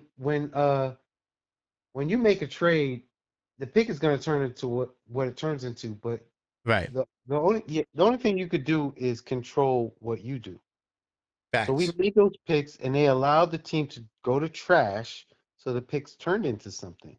But if Right. you would have made the right moves and the team was good, you wouldn't even been thinking about them picks. Like it wouldn't have been Murray, or it would have been a bum in the second, close to the end of the first round. Right. But we didn't make the moves that were necessary to win. Nah, that's facts. Can't So- argue that. So some people will say I'm wrong about what I said. He got rid of Billups. He got rid of Billups so he can get Tyson Chandler. I remember when it happened. But me personally, I would have rather had a point guard for Melo than a center for Melo. I know Melo needed the defense. Right. Tyson Chandler was the type of center who tipped the ball out. Yes. He wasn't like a big girthy guy who commanded a lot of space. And I think that would have been better for Melo than the type of center he was. I think he needed like a Nene type. He needed like a body, not just a skinny guy who's gonna pass the ball out, tap the ball out, and then they have to find a way to create offense. They couldn't create offense because they had no point guard. Nah, you're on the money. It's hard to argue that because when you seen what happens when they got Jason Kidd and all those guys. Yeah, it looked like magic for 1 It year. looked like for 1 year, but those guys were over the hill and old. Over the But hill. And they had Shumpert, who they drafted as a point guard and turned into a shooting guard. yeah, I just No, don't. I mean, you felt like Shumpert was a point guard. Shumpert was a point guard his whole career. He was a point guard. He was a different type of point guard. He was a point guard in the mold of what's that guy's name? Tariq Evans. Like just a Oh, okay, guy big guard. Yeah, that's that. He even talks about it. That's the type of player he was. But Curry started shooting threes, and people like we need shooting point guards. We don't need what you're doing. We don't need that defense going to the lane dunking. We don't need that. Right, that Ron Harper from the Bulls. They didn't want that. So my only slight pushback, and I want to make this a mellow show, but my only slight pushback with Chauncey is that he kind of was over the hill. Not to say that Tyson Chandler wasn't, nearing that point either. But I kind of see why they did the deal, even though he might have been the better choice in that, You mean you understand why they got rid of Chauncey? They didn't trade Chauncey. They cut his contract. There was some kind of provision that they had. I forgot what it was called. Yeah. It technically, because I know what you're talking about. I remember the contract, but it's just the way the team was constructed. They had to do what they had to do because he was 34 years old. Yeah, he was old. I was never pining for them to keep him. I wanted to trade his expiring contract instead of just cutting a contract that was going to end in a year while you still have Amari, Amari was on our books for like 8 years. We stretched his contract. Crazy. Yeah. That was, but you know, like this is what I'm saying. Like New York, man. Like, yeah, you know, and I'm not saying you. I'm saying like a lot of the people was getting upset. Like I kept saying, "Yo, Giannis, man, Giannis." I kept throwing the Giannis out there. Is because we don't get those All NBA first teamers, Yeah. right? And then when we got Amari, he was already over the hill, and we overpaid, you know, for him because the Suns was only going to give him the 3 years. We give him the 5 years, and so, you know, desperation moves, and that's why we don't win championships. So, you know, just guys, if certain guys become available, be prepared to see some of your favorite Knicks who may have podcasts. I mean, who may yeah, who you may like. Josh Hart. Yeah, Mikal Bridges. you said it, not me. Hold on, let me do it like this. Put this disclaimer up. Let's put the disclaimer up. But some of the guys you may not have to go. By the way, Anybody? the tickets went on sale for the Roommates podcast too. They doing a event in September. To all the people that may be interested in that.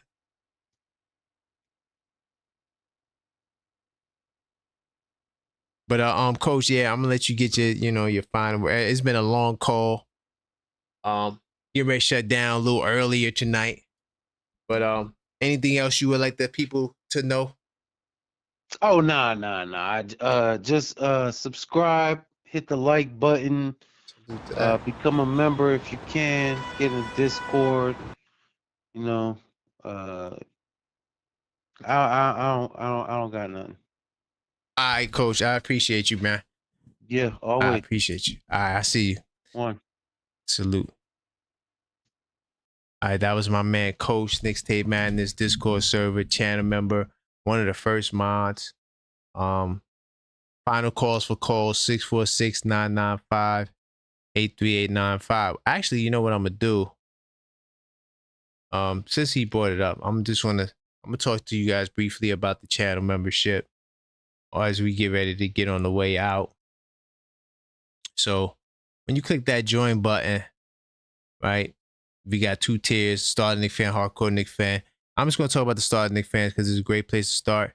Like Coach says, you get access to the Knicks Tape Madness Discord server where we got the 24/7 Knicks chat, 24/7 NBA chat, and we talk all sports in that Discord server. And it's a great way to extend the conversation with me off of YouTube. I'm very active in there, and you know, Yuri's in there, always dropping stuff. There's always some interesting each and every day going on. And so that's one of the things you get access to.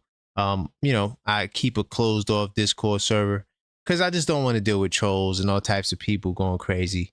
I'd rather deal with the good people who follow and support the movement. Also, that's not all you get. You get the cool little badges like you see Coach with his. You've seen Yuri with his. Knicks will be Chance 2526 with his. Salute to all the channel members. But you get access to the members only live stream. I might have to do the Coach Tibbs show, and it might just be a members only live chat. Now I do members only lives. I've been doing the Objective Fan Hoops videos. I've been recording it for the channel members to see me hoop. And yeah, I'll be putting in that work, man. I'll be out there with the young boys doing what I gotta do. So you get access to all of that content, the Unfiltered Thought series. I might do one tonight as well, Unfiltered Thought, which is basically me just kind of blacking out or touching on topics that are not really, you know, YouTube type of topics. I go in and I always drop some for the members. So, you know, when you join this channel, there's a lot of members only content and members only things that you get. This is not just a donation. You know, I salute to all the donations. I do appreciate it, but you do get some stuff when you join the channel. And of course, members always get shouted out and discounts on the merch. Now, I didn't show you guys the merch tonight. I'm not going to spend too much more time on that, but you know, the merch, if you don't know, shop that this week inside the Knicks.com. You know, we got the Bodega Cat mugs, right? Everybody loves the mugs. I actually got my mug right here. Bam. Show you guys. This is the Bodega Cap mug right here. So you can go to the store, get yours. We also got the Captain 11 joint, right? Which is, this is the best seller here. Bam. The white one. See, with the New York City skyline inside the Captain is fire. I got the black one right here. Okay, this is the monochrome edition. So, you know, you members get a discount on the shop items. And that's all for the membership. But final call for calls 646-995-8389. Let's see. And once again, good night, Foxy. I don't see Knicks 100 in here. Definitely salute the coach, man. I appreciate you for rocking with me, man. I know it's been a minute since I've been on. It's been a minute since I've been on the call-up show on Fridays, but that is the official time for the call-up show.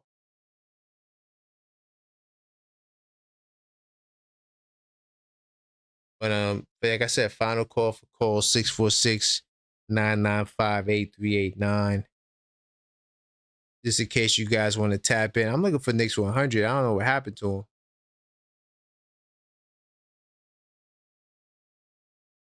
Where are you, Knicks 100? Salute to everybody who just joined. Tonight we were talking about whether or not the Knicks were the #1 team in the East. We also talked about, you know, what would you do if you were the GM of the team? Right? A lot of moves that could be made, free agents. We even talked about that guy who I vowed to never say his name again. We also touched on, should we keep the lineup the same? So that's what we touched on. Oh, you said text Knicks 100? I'm not sure if I have his number saved. I think I do. I would have to check the contacts.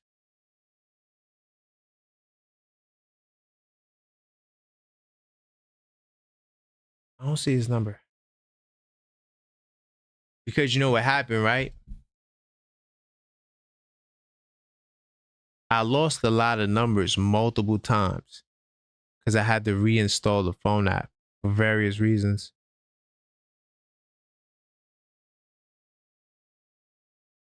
And there's a lot of numbers I'm missing from people.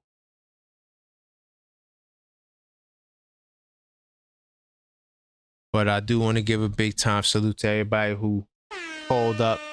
My man, Coach Yuri Fritz, of course, NBA Economy.